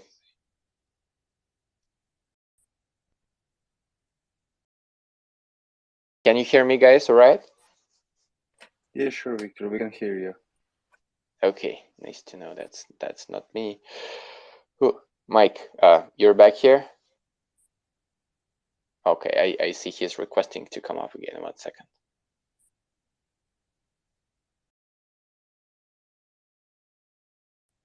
All right, here we go. All right. Did a little reset work? And that's much better. Now we can hear you, my friend. Nice. So yeah, we stopped on the example. If we take the globe, we've been talking about the transaction. Right. Yeah. So when you see the picture of the globe with all the dots and the lines connected, that's the blockchain. What those lines and dots are computers. They're called nodes, master nodes. So each dot is a separate computer like mine, Victor's, Stone's, and they're anonymous. So when a Bitcoin transaction happens, all of these computers around the world try to fight to verify that transaction. Bitcoin actually takes 65 anonymous verifications around the world in order to transfer the money from one person to the other. That's why it takes so long. That's one of the inherent limitations of Bitcoin, that it takes a long time to send because it is so secure by the mining network, the miners. And those miners, like the bank, are paying for that computer, paying for their electricity to go and verify your transaction between two people. And once they do, they get a little tiny piece of that transaction, thus eliminating the bank and the middleman. And that's the future of digital currency in the economy. That's what I tell people. That's exciting. It's like speaking about that, and Bitcoin already older than 10 years. It's already there for a long time. Damn, if I would go back in time, I would buy myself a Bitcoin. I don't know why I didn't do that on 2K. That was a mistake of mine. We're learning, we're getting better, and that's exciting piece of advice. So anything you would like to share with the audience that you wish you knew when you just get into the NFTs? And after that, we will be wrapping up and hosting a little giveaway for you all, guys. There's not a giveaway that's supposed to be today. So any little piece of advice for the audience, Mike? Yeah, I think you said it good. We learned from what we could have done, and now we're going to say, hey, we got that Ethereum at 3,000 and it's at 50, and now Bitcoin's 250. So there we go. That's what I think, and that's what I'll end it on. So we're all looking for the same thing.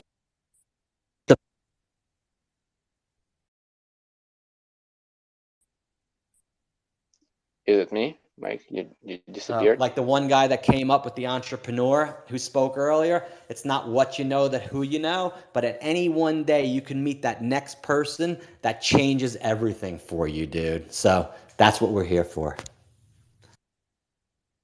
Absolutely. NFTs, first of all, is connecting with the different people. So anybody who is watching, you join this community, you understand why it's important. If you're in the good community, you don't have money, that's okay. Just being hanging out there, talk to these people, you will discover a lot. You just go and be curious, you just ask questions. Even the ones that you may consider, silly, there is no silly questions. All of them are important. And there is a lot of people been asking me, there's been an artist that literally was starting out and asked me, hey, how do I create a wallet? Which wallet do I need? How do I create an NFT? And I thought, hey, okay, so that's how you can do that. That's the wallet you can use. And now this person is selling out every single day. Hey, what's up, Mike? Some people don't have money or NFTs. They should contact you and be like, Stone, let me retweet your, every time you come out with a tweet, let me retweet it. Let me try to get you this. Let me try.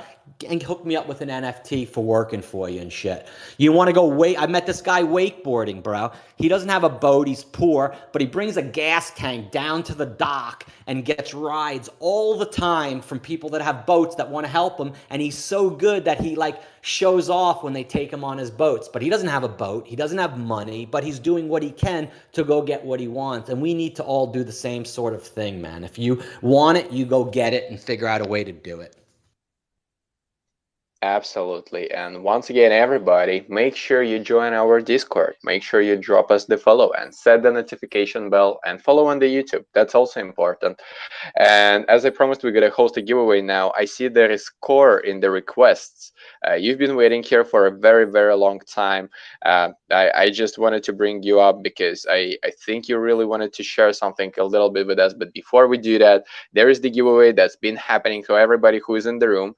If you haven't yet fulfilled all the requirements, you can do it right now. You still got to be in the space. You need to tag 3 of your friends down below, like and retweet and follow all the speakers that been here. So I see there is some people that did it, and we gotta go and check. So firstly, I want to ask you, Mike, just tell me a random number from 1 to, okay, I'm not considering myself, so 1 to 14.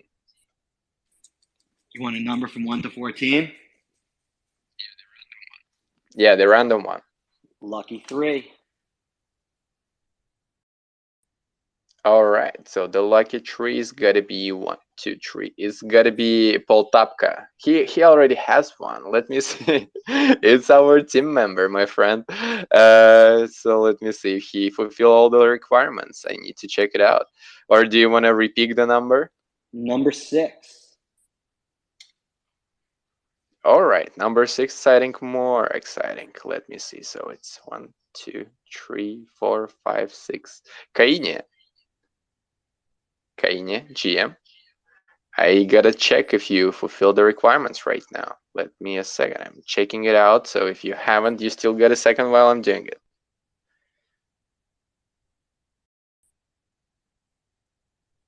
All right. I don't see Kainia. Kainia, I don't see you're actually commenting down below. Let me check it out again. Maybe you have done it right now. Nope. Mike, we need another number, it seems like. Number 9. That's gotta be a forever giveaway, I'm telling you. Let me see number 9. So it's 1, 2, 3, 4, 5, 6, 7, 8, 9. Ross. We have Ross Jama. Have you liked, retweet, and tag 3 of your friends down below of this one? I'm gonna go and check it out. Oh, you did, my friend. You did. That's amazing. So please make sure that join our Discord, open a support ticket, drop your Solana wallet address in there, my friend. And yeah, I'm gonna drop you the follow in case if anything happens or going wrong. Always feel free to DM Stone Tiger page. I'm gonna give you the special role. I'm gonna deliver you a Stone Tiger NFT. Thank you for joining and listening us tonight. That's been amazing.